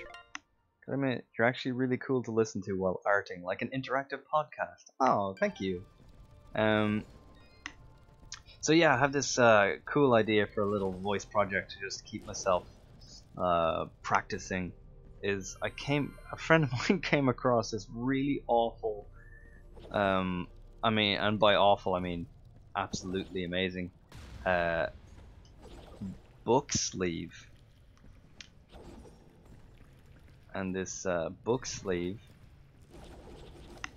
oh, I remember this bit, just was crying out for a dramatic reading.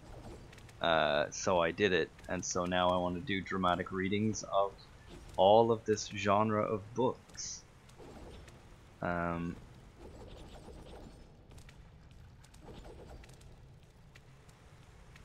dad is always... Seamus is best when he's a dork. I liked him on Rocksteady too. My dad is always saying everyone should definitely know they're Irish because all the foreigners are messing with their languages, as he tells me. Yeah, I like to keep up on my Irish. I think the Irish language for the Irish people is incredibly important to know, because it's dying, and unless we do something about it, it's gonna disappear. And, well, we'll lose it forever. You know, which is sad. I don't want Irish to become like Latin, where it's just considered a dead language. You know.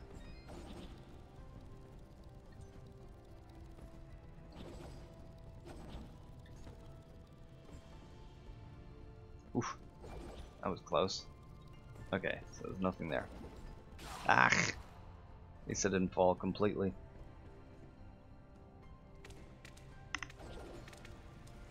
So, yeah, so that's the idea for the new project. I think that could be a fun one to do if as long as I don't run out of terrible book sleeves to parody. Oh no.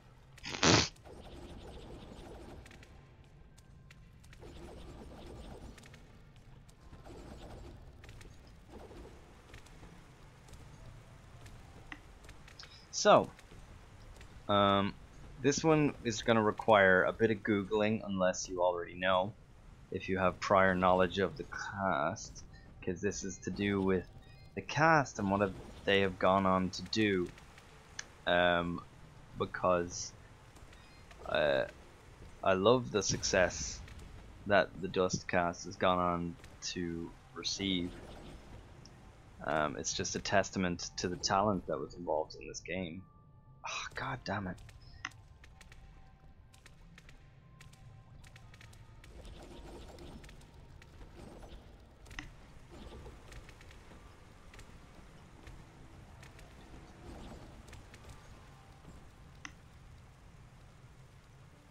So, right. So the question, the final question is, yes, the final question is name 3 actors in the cast of Dust that have moved on to work with Nintendo. Now, I don't, the name is not enough. I need the name of the actor and the game that they worked on. You don't need to know characters or anything like that, but the name of the actor and the name of the game which they worked on for Nintendo.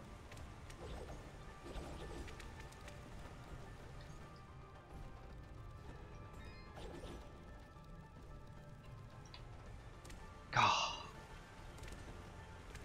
I am really sucking at this today. Oh, I hate this section. Dustcast equals adventures, literally in some sense.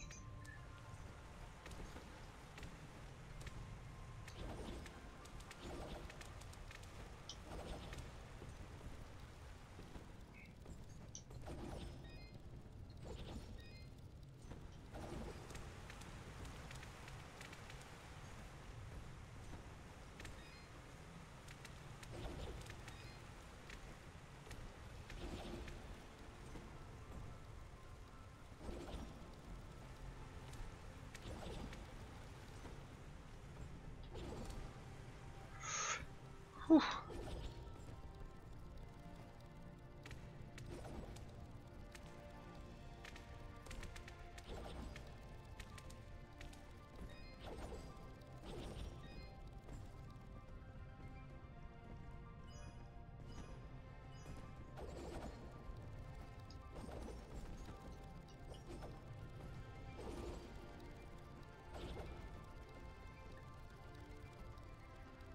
Okay, it's a good start.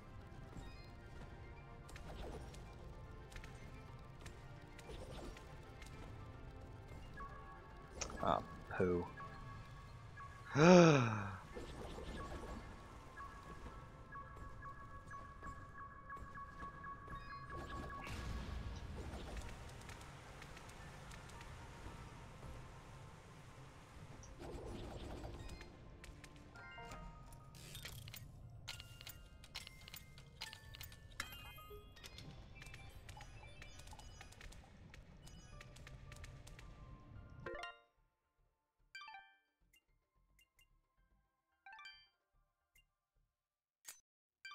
There we go.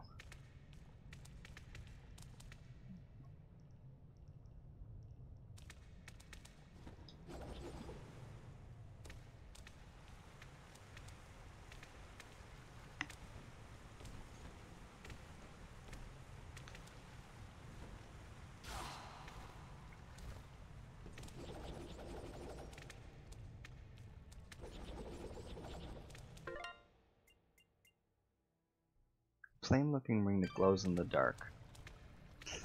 Okay, doesn't glow very much. God damn it.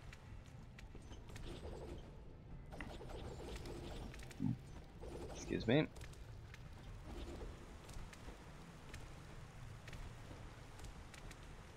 Now this section's kicking my ass.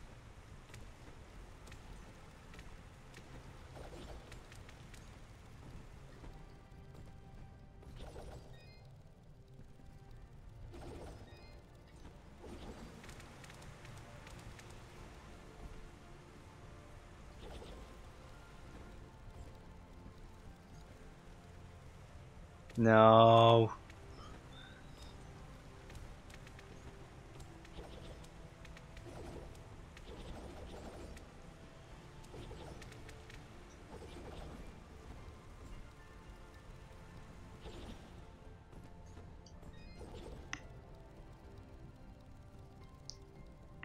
Okay.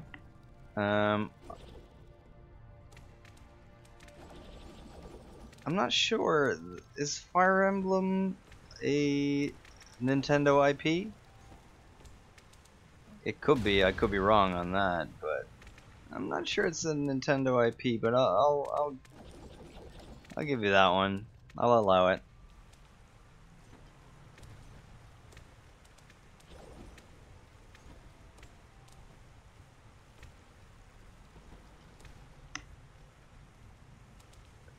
Final Fantasy is definitely not a Nintendo IP.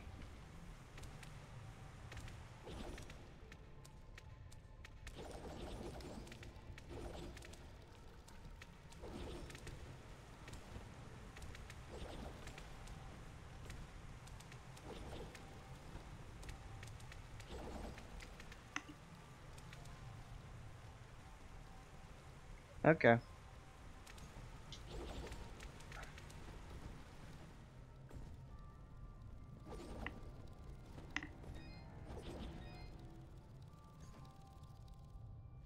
Oh God, why am I sucking so bad at this section? I hate precision jumping. I wonder how long this took me the first time around.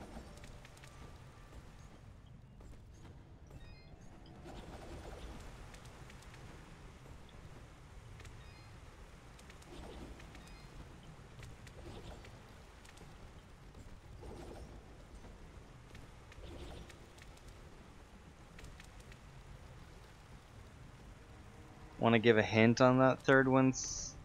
Okay, well,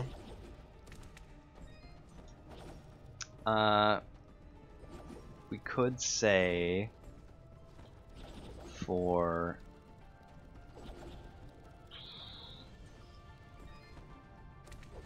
we'll say it's a Zelda title. There's a Zelda actor in the cast. But not only that, I did mention another one of them earlier. Oh man, where the hell am I supposed to go here? Oh, I didn't need to stick in that room at all. Ugh.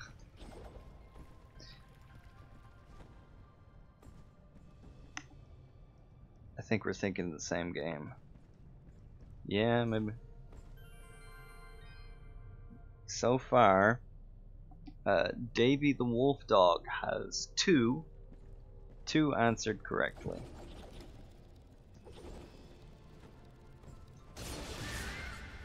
God damn.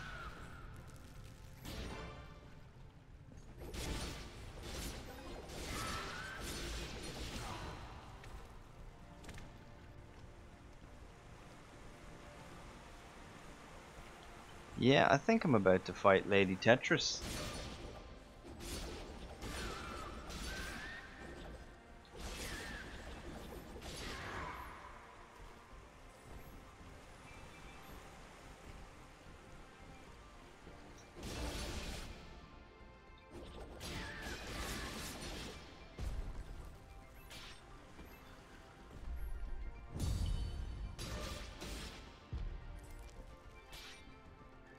Boom, boom, boom. Fun fact, myself and Mac actually helped train this particular actor long before Zelda for a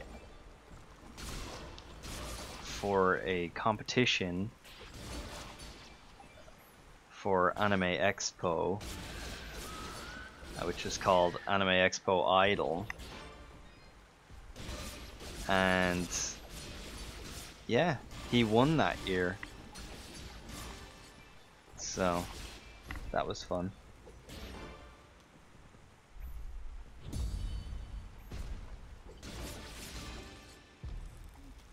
So, a Zelda game with a voice cast. There can't be that many of them.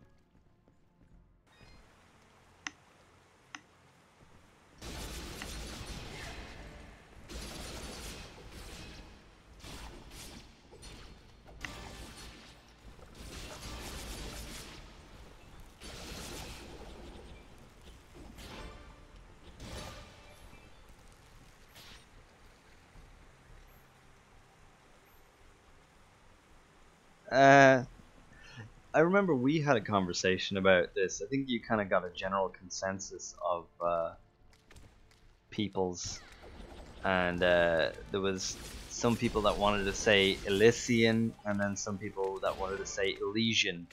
I was on the Elysian buzz because, well, an Elysian tale, because I thought it sounded smoother, kind of like very legato, very nice.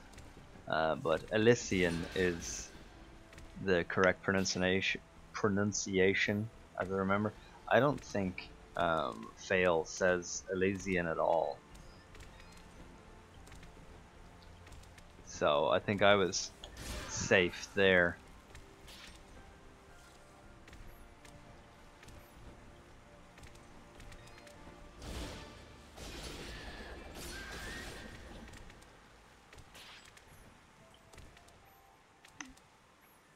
Elizabeth, Elysian.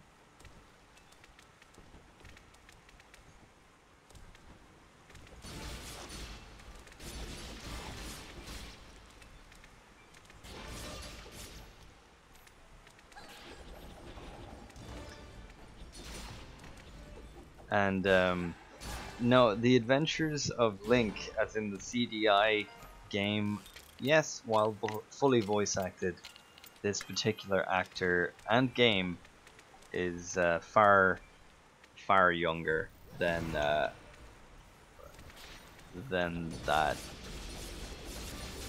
I don't even know if said actor was alive when the Adventures of Link came out.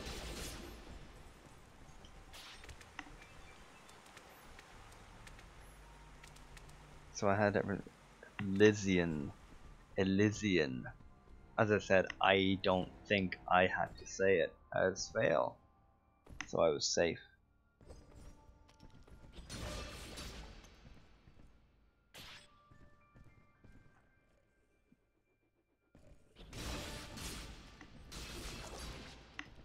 Do I gotta keep giving more clues? There is another actor. I will give another clue, but both of these actors are in Switch titles. So there are not many games for the Switch right now. So they're both Switch titles. Bye, Mark. Hopefully to catch you on a stream again. But yeah, these are both Switch titles that these two actors were in.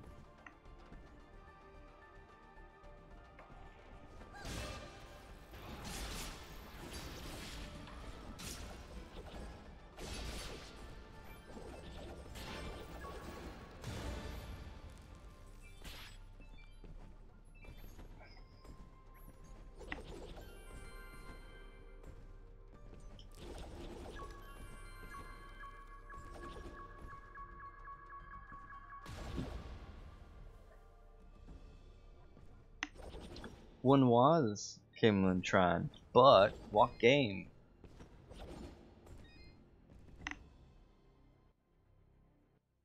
I am here to serve.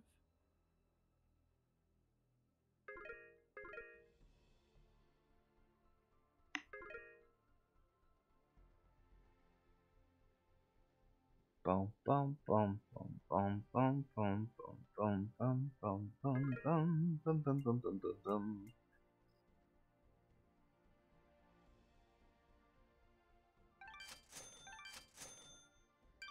Your trans.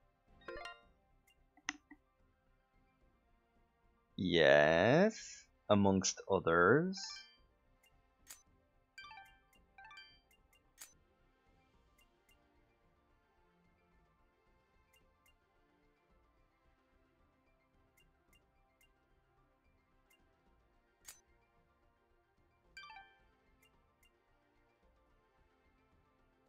Yes.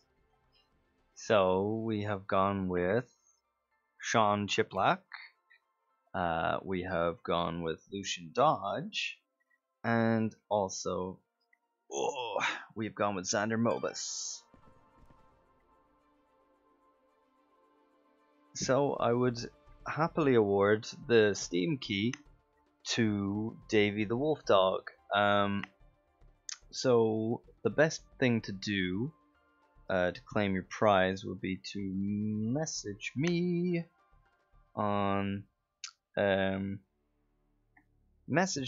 Facebook page, which is facebook.com/Wade's Whittle Workshop, and I will send you on the Steam key there.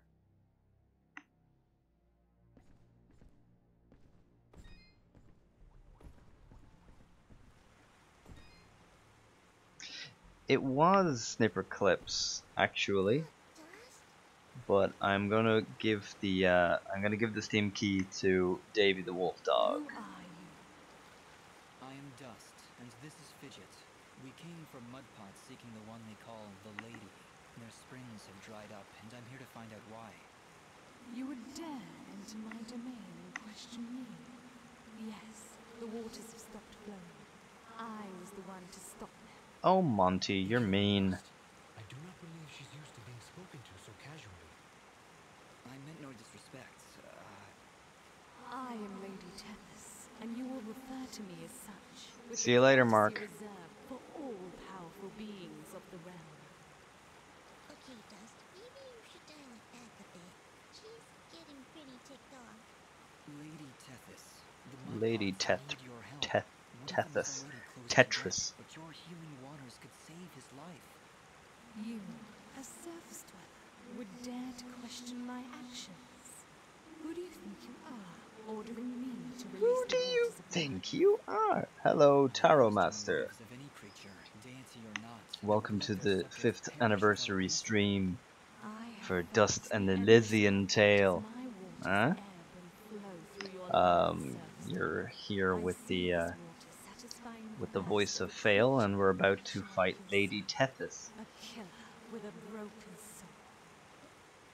You were looking at Tumblr, probably that would be Max doing. I have not been on Tumblr in a long time, so Mac was gracious enough to basically go, hey, post this on Tumblr, it'd be a good idea. I stopped the water So I could stop the violence.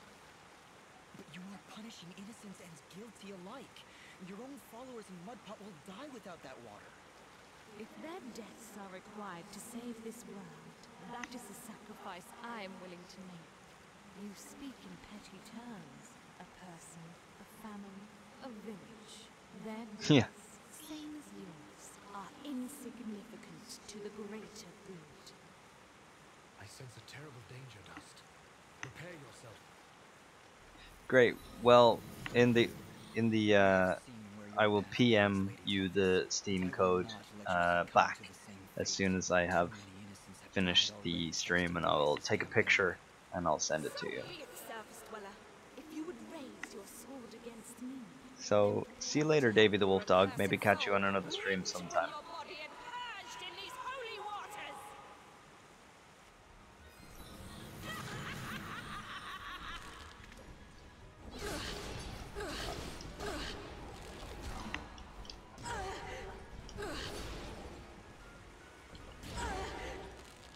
Fun fact, Monty actually does kind of laugh like that.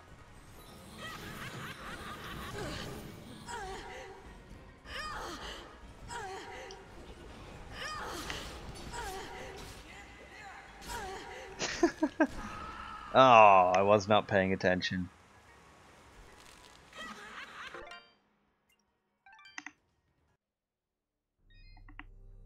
I was not paying attention there. I don't know where I'm going now.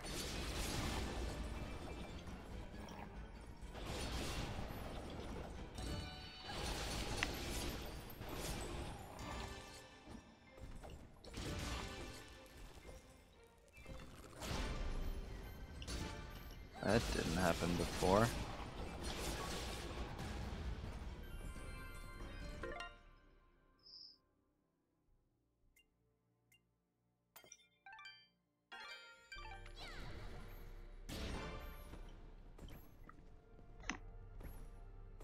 I haven't really played this game before.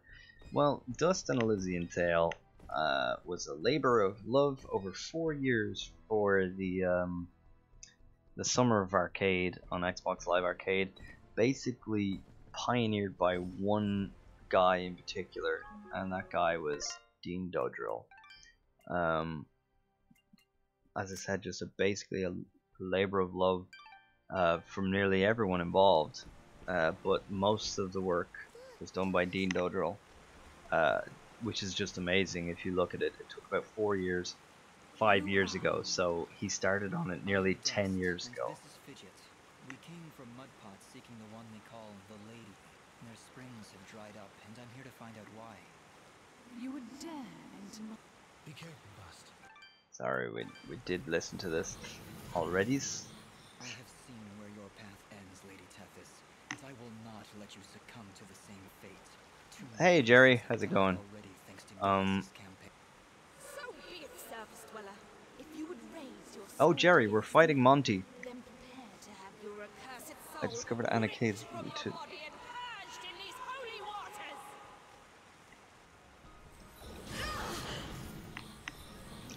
waters.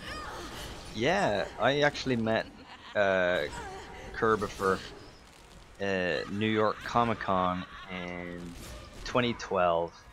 We were supposed to meet up with Noah Scammon as well, but that didn't happen. So it was myself and Chris, and we went and we got McDonald's together, and that was a fun afternoon.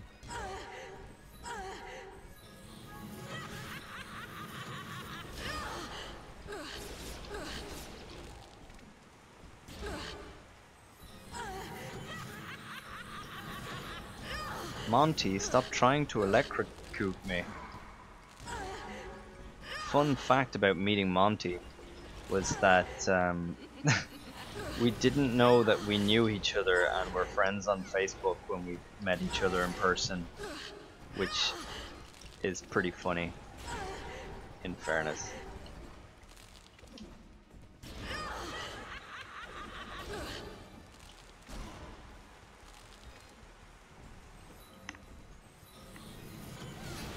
Yes, this is the character that Monty voiced. As I said, fun fact is that Monty kind of actually does laugh like this when she gets a good giggle on.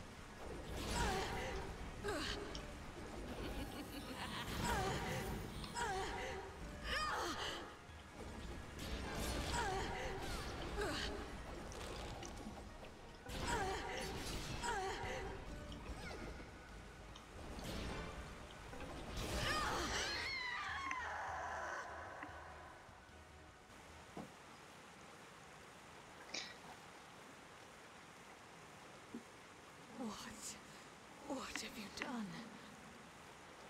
Knock some sense into you, I hope. I can feel the darkness slipping from her soul, Dust. We have done it. She's now sick. I know you feel like you were doing the right thing by holding back the waters, but Mudpot needs them now more than ever. Oh, the waters, yes. No, that was actually the year after. That was at Dublin Comic Con. Basically, we were watching a panel with Brennell Floss and Monty. We're like, oh yeah, you're a voice actor. Oh, I'm a voice actor too. That's really cool. What were you in? And I was like, well, I was in Dust. And she was like, no way, I was in Dust. Well, in the way that she'd be like, no way, I was in Dust. That's my terrible Monty impression. But yeah, that's how it happened. He knew your general, and if you help him, he will be willing to assist you in your quest to end Gaia's... Apologies, Lady Tethys, but we must make haste. There is a villager in Mudpot who is very close to death. I can feel it now. His life force is very weak. I think Raccoon is a favorite character of Max as well. What have I done? Would I be correct in that assumption, Mac? Is there a shortcut back to Mudpot? Yes, of course. Right through here. Though I fear you may already be too late. We'll get there in time. Just you wait and see. I hope so, Fidget. Goodbye, Lady Tethys. Goodbye, Dust, and good luck.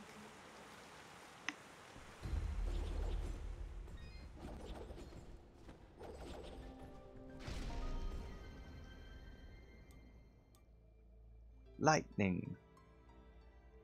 I'm in actual love with Raccoon.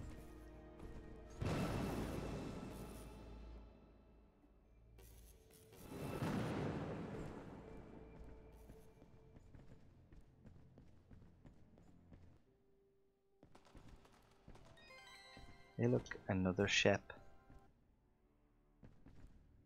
And I write him, so that possibly makes me terrible. That's fine. I wish I had the power to write my own characters. Hey look, sunlight. Fancy that. A final parting gift from Lady Tethys, it would seem.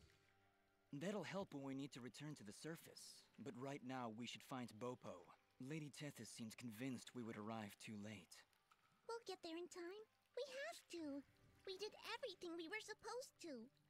You have much to learn about the world, Fidget. Sometimes even your best is not enough to avert fate. Come, let us make haste to the village. Now I'm gonna take a couple of detours and run around for a bit. Hello, dear. I'm going to hazard a guess that you're the outsider in town? I stand out that much, huh? Well, it's been Maybe because you're years much since I've taller seen than someone everyone like you, else. And it's been maybe 30 years since I've seen a nimbat like your friend here. What a treat! We don't like flying into caves. You know, the dark, the cramped spaces, the endless gloom. That's endless forever. I'm sorry. Look at me going on. My name is Flo Hop, and my husband Gappy is up there in the pen minding the sheep. He's been so overworked that I was hoping to make him his favorite stew. But to be honest, I'm having trouble growing red moss with the wells running dry. I think I might have gone and made my last stew. I could always help you find some of that red moss if you like. Oh, I couldn't bother you for something as silly as that. It's no trouble, really. Well, aren't you a sweet one? In fact, take this ring.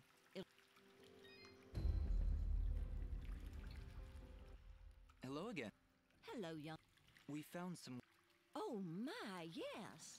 So we'll That's a great idea. Thank you, Flo Hop. Take care. Ba ba ba.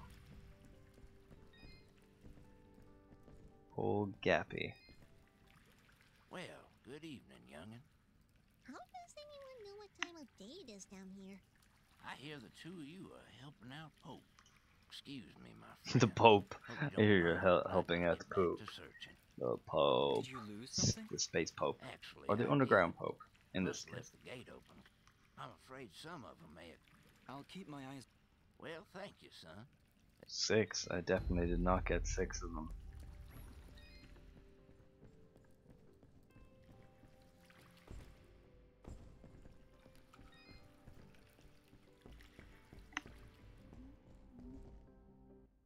Dust, look! The water's running! You did it! We came back as soon as we could. Where's your mother? She's inside with Pa. Once the water started flowing again, she brought it right in for him. Oh, look, here she comes now. Mama, look, they're here. I told you they'd get the water running again.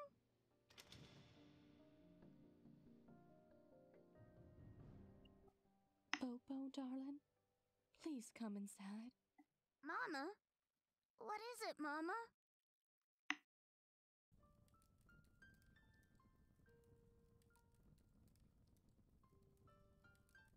He held on as long as he could, but it just wasn't enough. Huh? Oh, no! You can't go! Dust got the water running, he did! I'm sorry, sweetheart. I truly am. He was such a fighter. It was just his time. And when it comes, there ain't nothing you can do. But we got the water running. We failed, Fidget. We weren't fast enough. Damn it! We weren't fast enough! Dust, you stop that moaning right this instant!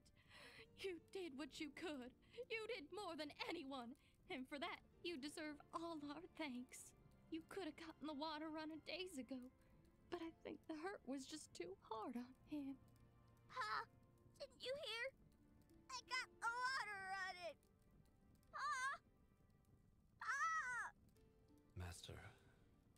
Let's give them a moment alone.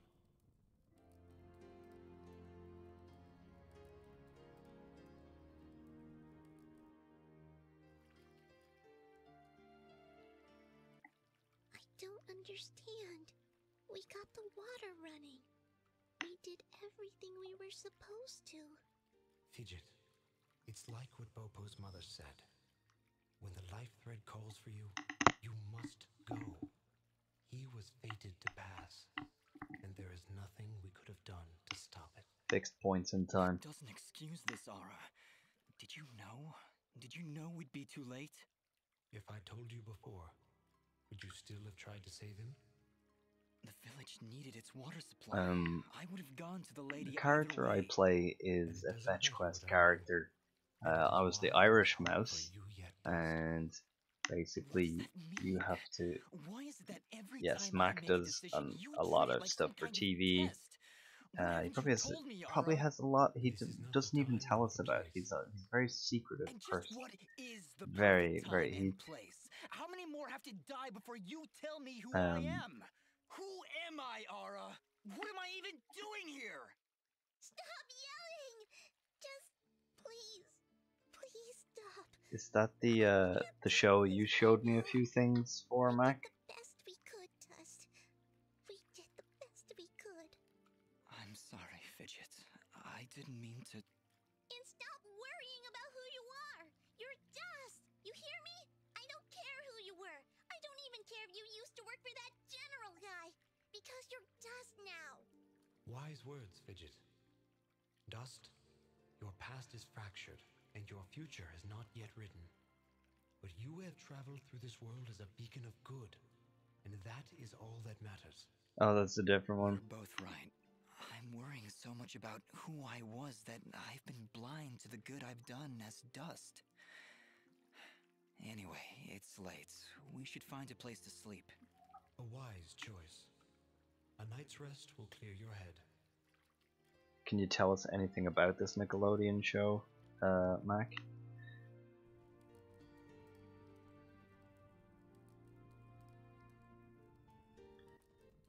And with these final words, Wish fart. Popop's essence to the life thread. You never told me the name of that. That amuses me.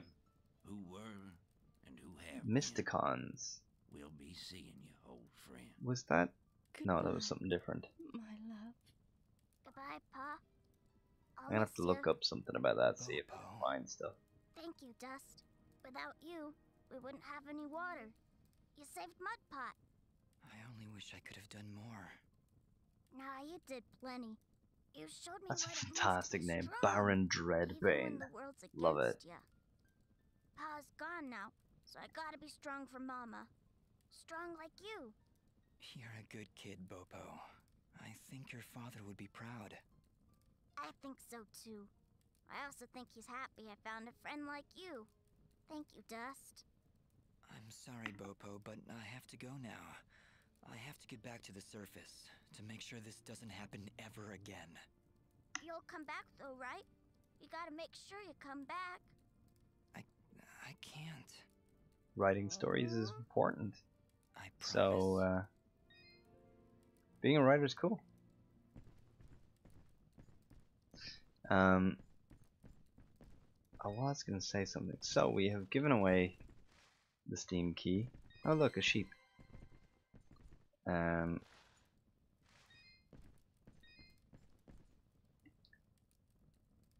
Well, I mean, blogs and that are a good place to start. You know, you could. Are these guys frogs? I'm not sure. I think so, a little bit. Blogs like Tumblr and that are really good for putting out stories. You can put them out small bits at a time, and it's a good way of, you know, getting some critical feedback. You just obviously ignore the trolly comments, but I mean, some constructive criticism is always good to get. It's one of the reasons why Mac is my favorite director to work with, because you always get constructive criticism. Apart from that one time where Mac was like, no, the lines you did for the audition, they're fine, like, they'll do, it's fine. And then I was like, no, I can do them better. I can definitely do them better. And I went and I brought them back, and yeah, Mac was like, "Oh wow, these are so much better." That was not a very entertaining or long story. There's not much of a thing, but yeah, that was the thing that happened, which was on one of the series that myself and Mac, I bet, wish could continue with Zenithy, was the Superhero Slayers, in which again I played the Irish guy, and the Incredible Hulk. That one was always fun.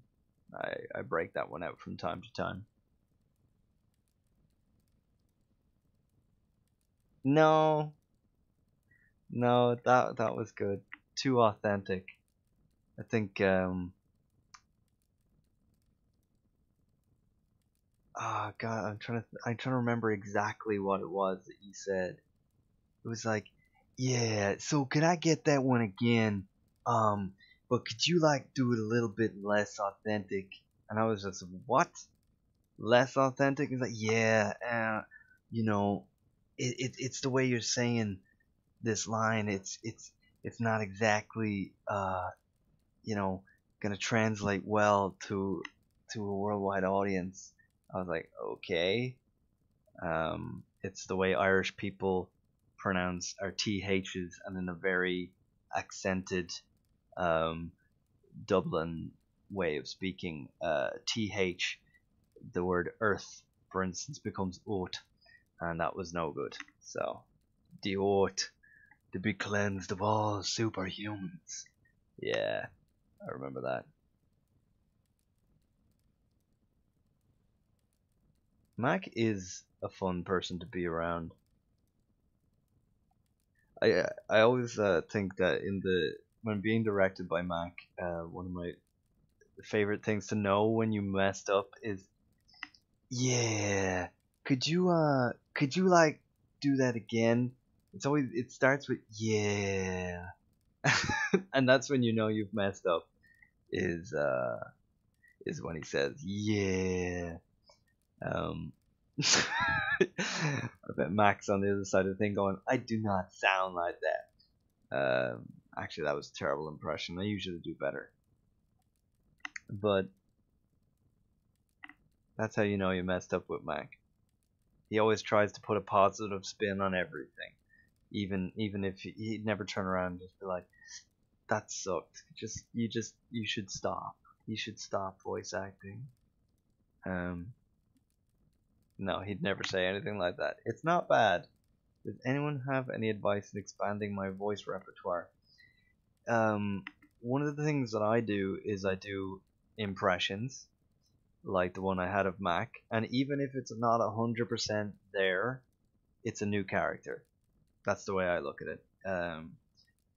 Anytime I do a voice acting panel, I tell everybody the same thing. It's just this thing that if you try a new character, i.e. like an impression, as I said, even if it's not fully there, it's not fully realized, you will have tried something different, whether it's phrasing or intonation, delivery, something like that. You've created a new character, and therefore you've added to your repertoire.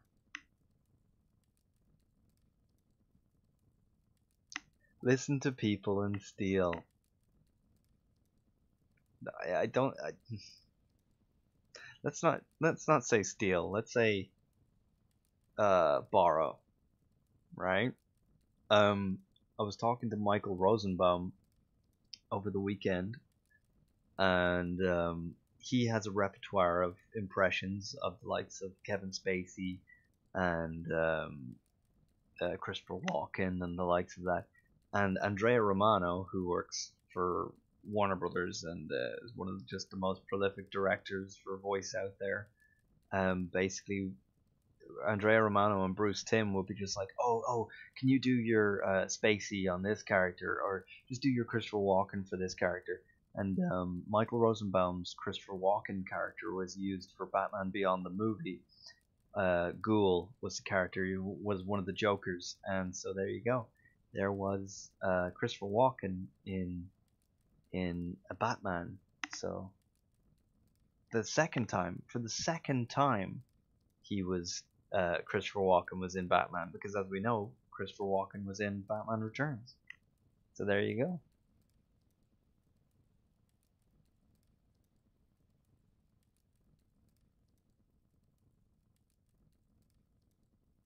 How about for accents and dialects? I keep trying different American ones, but they never come out quite right.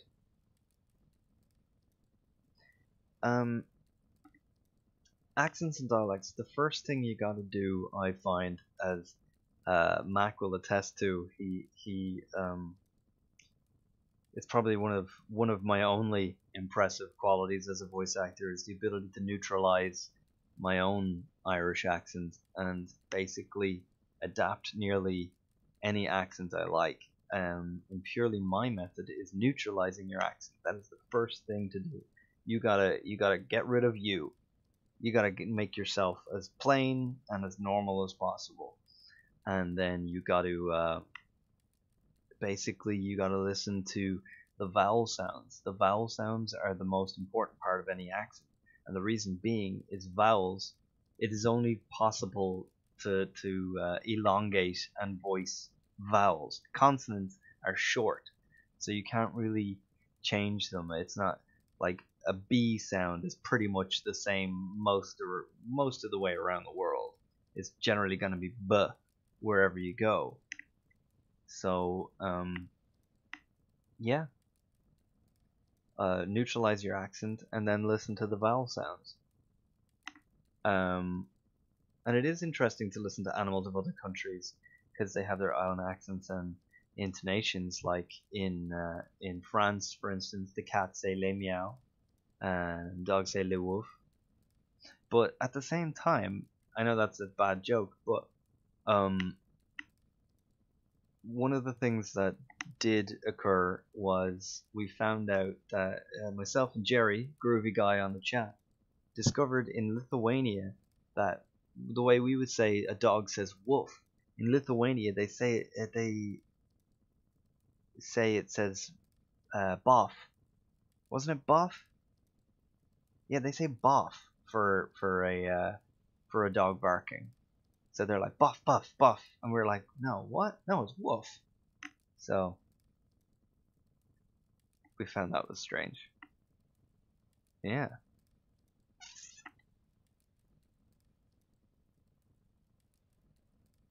I don't know if Mac is gone quiet, but it's the one quality that he says is I'm good with accents. So there you go. Okay, so it is coming up on 1 a.m. I've gotten to the point. Boff, yeah, boff. Yeah, buff, buff, buff, buff. For a dog, little dog. Oh yeah. Kerboffer, yeah. Yeah. I'm just looking for validation, Mac. You know those things that the odd time that I crave. I'm just like the German song, "Give me compliments." But yeah, it's coming up to 1 a.m. here in Ireland. I've gotten to the point of the game where I wanted to get to, which was to beat Monty. And I just want to maybe open up to any questions that anyone might have while I'm still here, or while Mac is still here. Mac can answer questions on the behind the scenes of Dust, you know, because it's all very relevant, being 5 years old and all that. I suppose one of the questions that might come up would be, when casting Fale, was there anything outside of the practice of, hey, we need some accent diversity, let's get in an Irish guy,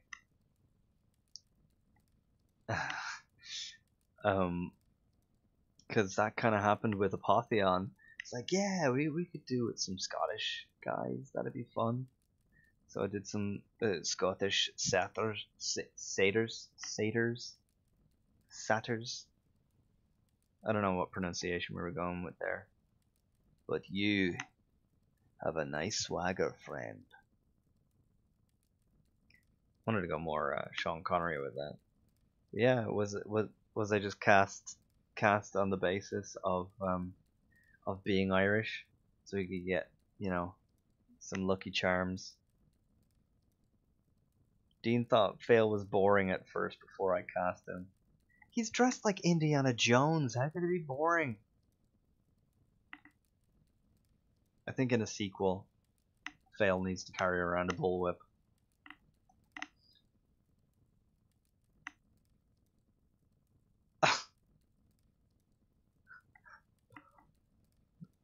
I don't know whether to take that as a compliment or not.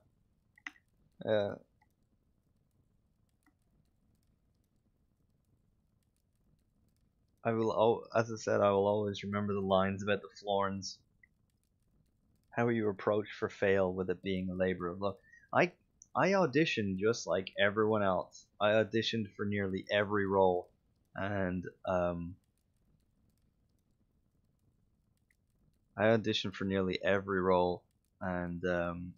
just sucked at all of them, and that's why Mac would just threw me a pity bone. He just was like, just take this role, no one else wants it.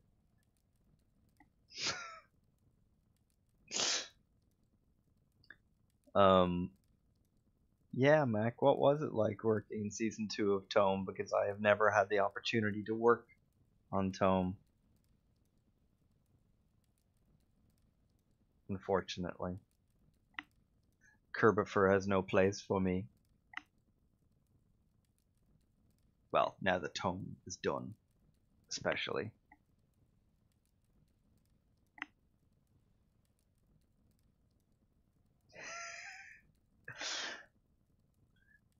Fale wasn't a pity role. I know that. I'm just being facetious for comedic effect.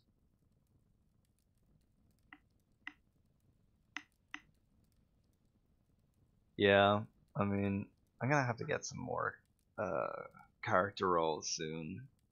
Commercial work is getting depressing. I'm doing some kids cartoon stuff, but it's all YouTube web series stuff. And because of the platforms I use, I don't get credit, so I was using facetious and sarcastic tones, okay? It's not like it was just through text. I was acting.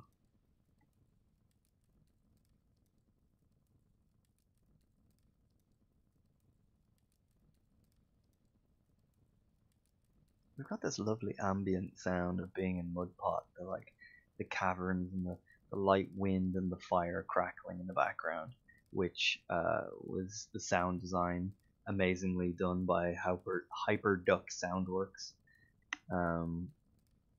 who also did the soundtrack for this game, which is phenomenal.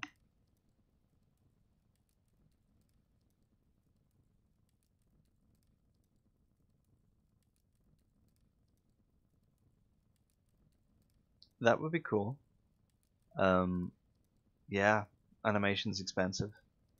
Animation is very expensive, which is why anyone who takes the time to animate anything at all just deserves a tremendous amount of respect, because the amount of work that generally goes into an animation is far greater than the payoff. Like, especially when you have to work so hard to try and stick to a schedule, especially if you're a single animator. Random question. Best and worst favorite and least favorite examples of voice work. Okay.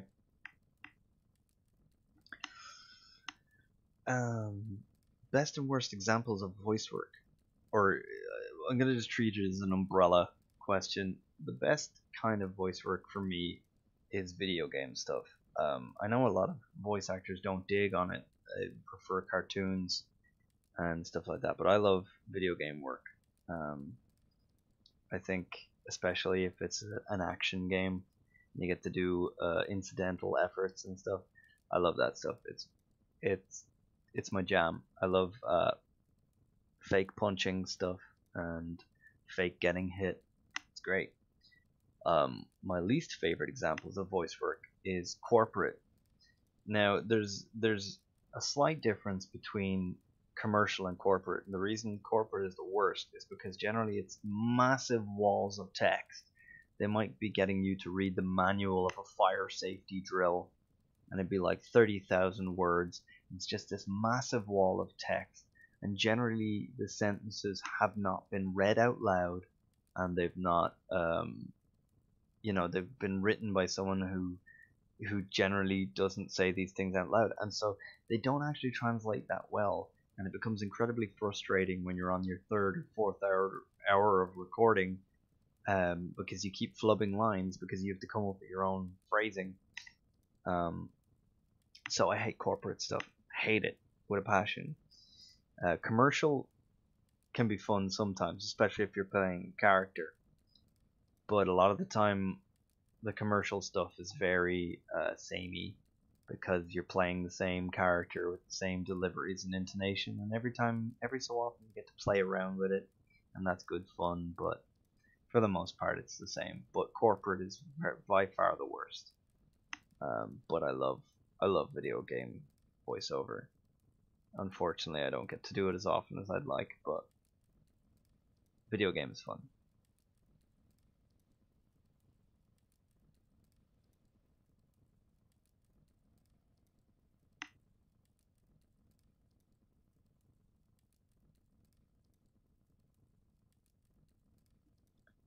I'd make a game, but even if I learned how to do it, I don't know how much money and time would be put in compared to animation. Yeah, I mean, that's a tough one. Generally, what you'd need to be doing is approaching game creators and animators and weigh up the cost. I think Dean Dodrell, the creator of Dust, opted to make a game because it would have taken less time and money than to animate a feature, which is what he originally wanted to do with the Elysian tales, as far as I remember. So he figured that the game would take less time and money than an animated feature all by himself. Because at least in a game, like for instance in this sequence, Dust's sort of idle cycle is just repeated.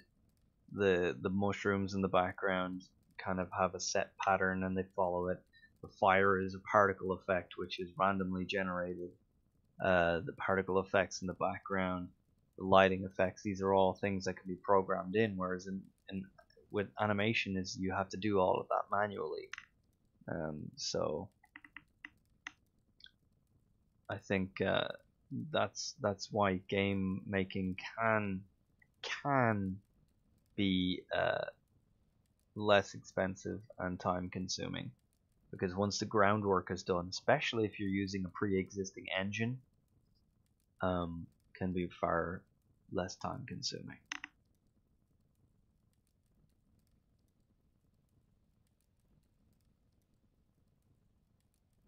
Do you have any advice for confidence building? I do voices for D&D and RPG games with friends, but beyond that I freeze up due to anxiety. Yeah, that's a tough one. I mean, luckily with voiceover, you get to especially with online voiceover, you get to hide behind anonymity a little bit. The best way to build up confidence is to practice a lot and listen back to yourself and your recordings, and show them to close friends and peer group, to get their opinions and improve as you go. And as you improve and as you notice yourself your improvements, your confidence will build naturally. And a surefire way for confidence building is just going on to places like the voiceactingclub.com and just auditioning for stuff. And obviously booking an audition is a great confidence builder. The problem is that, when you're putting yourself out there, rejection is a part of life. You're probably gonna submit for 100 jobs, and even if you only get one, that's definitely something. But you might get those 99 no's, and that's okay, because it's all part of the experience. You're building up your repertoire, you're getting your practice in, and you're honing your auditioning technique. And when you find that one audition that worked for you, you can build upon that. Okay, so hopefully that helps in some way. Seems cool. Is the creator of this game able to be hired? I'm curious about that, since I would really love to make this story into something. I don't think so. Dean Dodrill is a really, really busy guy, and he's got a family, and he has a full-time job. Dust was something that he did in his spare time over 4 years. So I don't think it would be possible to hire him, but I imagine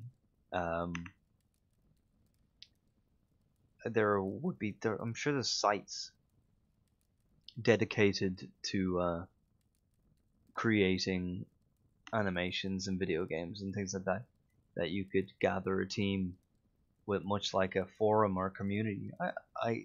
A site has to exist for it. I guarantee it. So maybe a bit of a Google search might yield some results.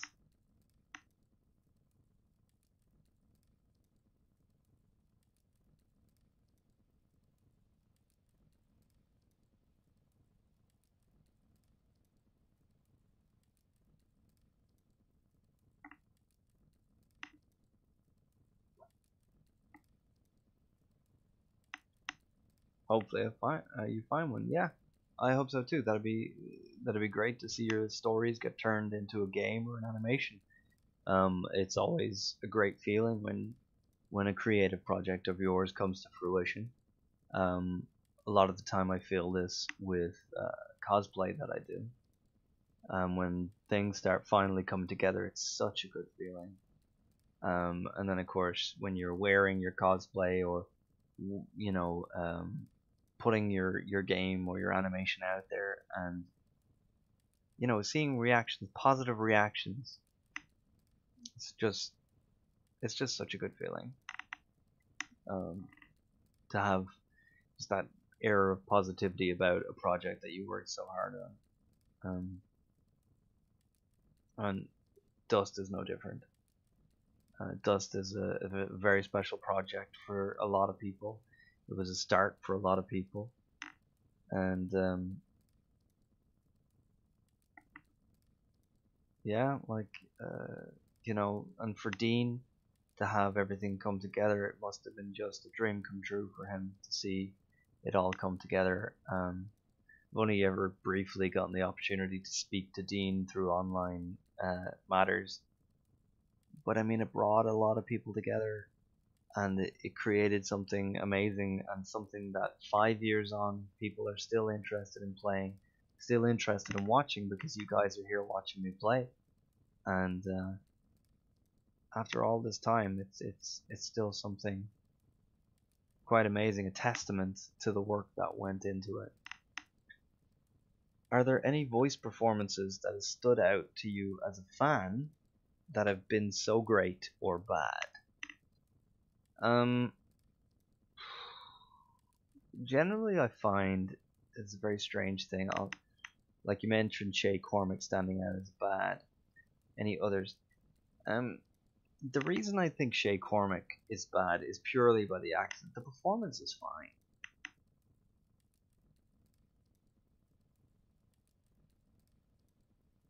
Yes, what Mac said. I talked a lot about things, and Mac. I think I speak for Mac here, is that he holds Dust quite special in his heart. Otherwise, he wouldn't care about it so much. Otherwise, I wouldn't care about it so much. And most of the actors involved wouldn't care about it so much. Dean cares about it a hell of a lot. Alex, who helped write it, also. Just everybody involved.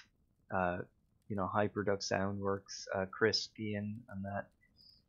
And actually, there's a character called Gian, named after Chris, in this game. Funny enough.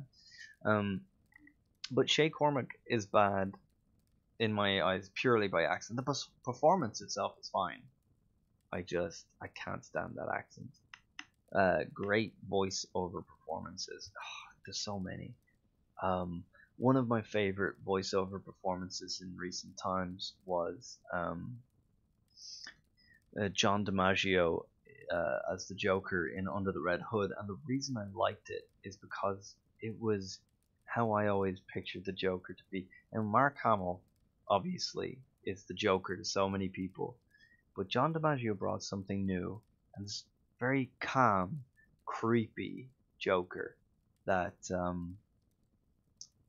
you see, I always felt the Joker was homosexual, and there's something about John DiMaggio's performance that that actually, you know, kind of confirmed it in a way for me.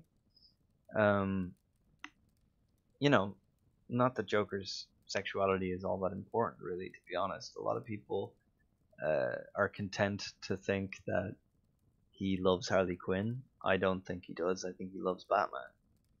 He's obsessed with Batman. So that's just my personal opinion. Feel free to disagree. But John DiMaggio's performance in Under the Red Hood was absolutely fantastic. And I just, yeah, John DiMaggio is just a fine actor. All, you know, from Bender to Lobo in Superman the Animated Series, and again to like Joker and Under the Red Hood. It's just great. Just a great, he's a great actor.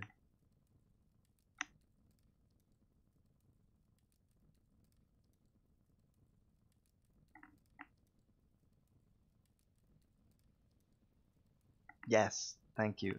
It's let's get into this. Let's get into the whole Batman Joker thing.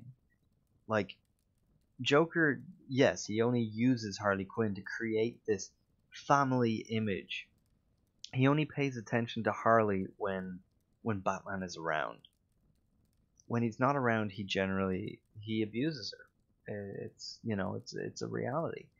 And he only pays attention when Batman's around to create this family image, this almost nuclear family.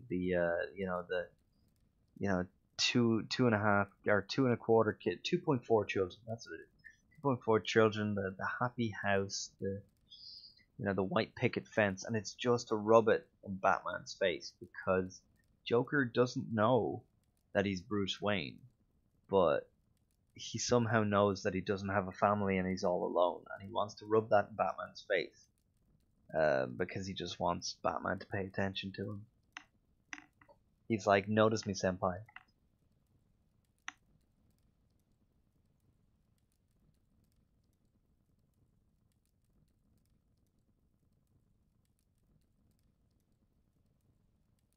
Well, I wish you the best of luck, Tarot Master. Hopefully you can find some game dev forums and you can get your project off the ground. That sounds great, and I wish you the best of luck. And if you need any voices, just saying, this guy is right here. I do the voices, and, you know, I'm here looking for work. So, yeah. If Joker does know, he doesn't care. He only cares about the bat. It's weird because it's almost like Felicia Hardy in Spider-Man. Now, Mac would know that Spider-Man is a great influence on voiceover for me.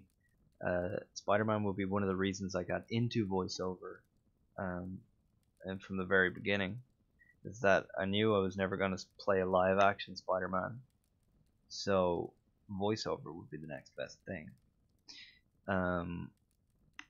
So yeah, Felicia Hardy only cares about Spider-Man. She doesn't care about Peter Parker. Now, her attitude changed later on when she sort of matured and grew up, but once the mask came off and she knew who Peter was, she kind of lost interest. So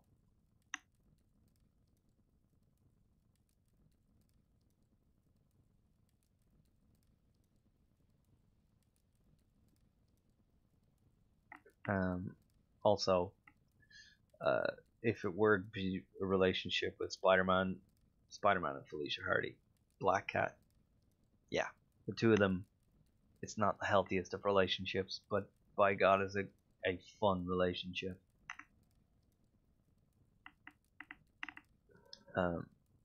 That being said, yeah, Felicia's not the most best balanced of people, but yeah, as I say, she's fun.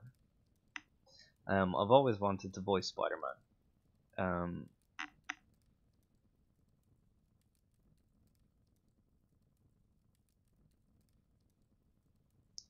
You know what's funny is that Kevin Conroy, if you've ever seen him, and I had the honor of interviewing him this weekend, was if you look at him nowadays, if you made him up to look like the Joker, I reckon he could physically play the Joker so well.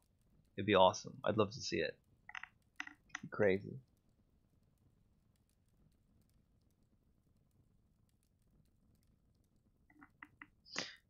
But yeah, that's what the voice work allows us to become characters we could never be.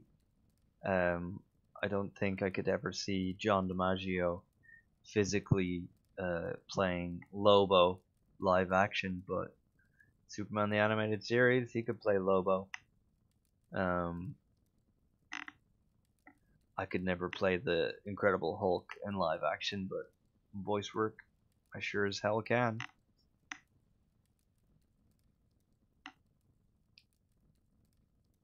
Also, Spider-Man. The funny thing is, though, is that when I cosplay as Deadpool, it's gotten to this point where the mask nearly has a power over me, and I just the mask kind of takes over, and my voice kind of automatically reverts to the pseudo-American without even trying. The pseudo-American, which is has been described as a low-key Ryan Reynolds. So I'll take that. That sounds good to me. I interviewed Kevin Conroy. There is footage. There's footage of me interviewing Kevin Conroy and Michael Rosenbaum together. They're on the Dublin Comic Con page, but I'll post it to my own page on Whittlewade soon enough. I'll just share it that way. I didn't post up the full interview. There's just clips. I might post up the full interview in audio format. There's some stuff that has to be redacted for legal reasons. Not like anything shady or anything. There's just some stuff they're not allowed to talk about that they mentioned on the interview. I went, oh, I probably shouldn't have said that. Oh, that's fine. Okay, we can edit that out, right? And I was like, yeah, we can edit that out. It's fine. So yeah, Michael Rosenbaum and Kevin Conroy. I had them in front of me, and they read text from superheroes as the Flash and Batman for me. That was pretty special.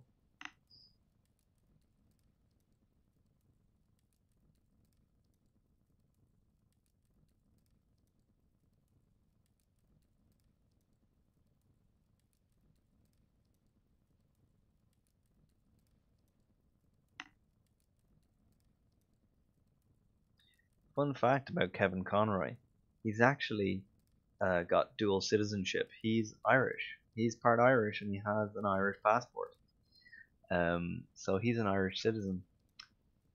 And he told me this back in 2012. I brought it up in the interview, and I don't think he remembered quite himself. And just when I brought it up, you can see his face lighting up. And he's like, I did study here. And then he was just like, I gotta snap back to being cool and being Batman. Like now it's like, oh, but it was only just for summer. So that was kind of funny. He was like, I did study here.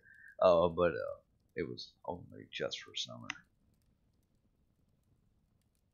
So Kevin Conroy is a fun guy. Michael Rosenbaum is crazy. What's your dream collab? Someone you'd like to work with? I want to work with Andrea Romano so bad. I've wanted to work with Andrea Romano ever since Batman of the Future. I don't know why. like why Batman of the Future, but just all the projects that she's worked on just seems to be pure gold, and I would just love to be in the environment that I hear she creates. It's just this very positive, helpful environment. She wants all of the cast together in one room, and one of those things that once you work with Andrea Romano, you'll work with her a lot if she likes you. And because, you know, I tend to be able to turn on the charm as an Irishman, and I think that, you know, it would be the start of a fantastic working relationship. I would like to work with Andrea Romano. She is retiring, but she said she's winding down her work over the next 3 years. So that's 3 years to like get myself to LA and get some work in Warner Brothers. No big deal, right? I haven't seen the new Batman and Harley Quinn animated film because it was on a one night only thing in certain cinemas, and we were in Drogheda at the time, and no cinema in Drogheda showed Batman and Harley Quinn, and that makes me sad.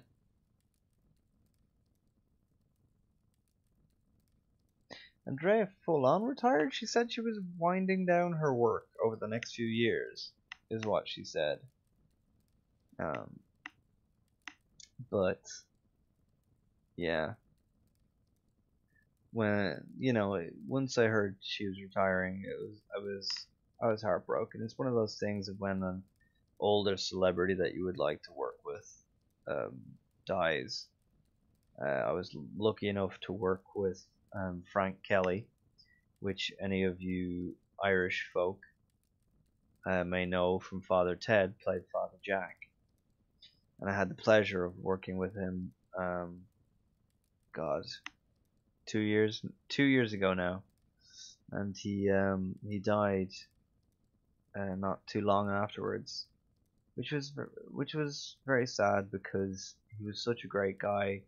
When I was on set with him for 3 days, and he had so many stories, and he was telling me how he had his battle with cancer, and how he came out the other side, and he was just such a positive guy, and it was very sad to hear when he passed.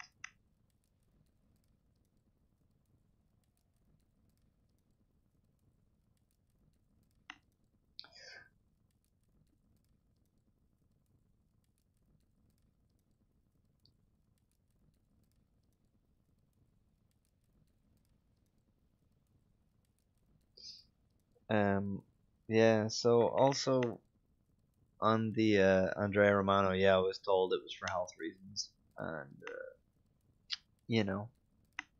that's just, it's sad. But yeah, she's got to look after herself, and I mean she's been working consistently for so long. I think she's deserved a retirement to just sit back and enjoy her life.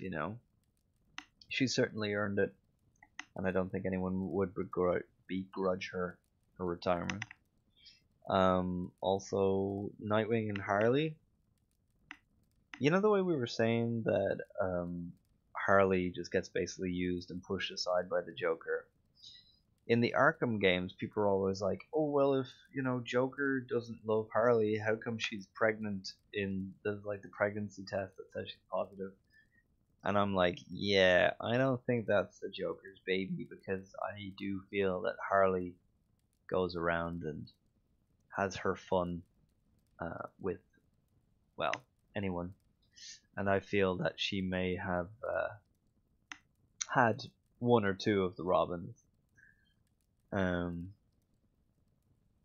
don't think she would have ever had Tim, though. Tim seems to be too focused on the job of being part of the Bat family.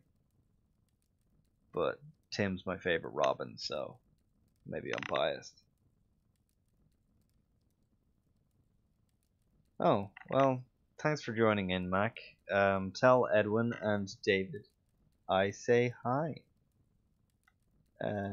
And Miranda, yeah, I was supposed to be staying with them. I'm sad now. But yeah, tell him I say hi.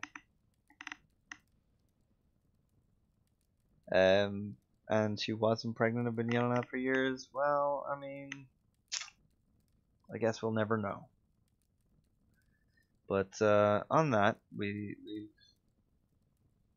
probably come to a good place to end this. I've gone on for half an hour longer than I expected to, which is nice.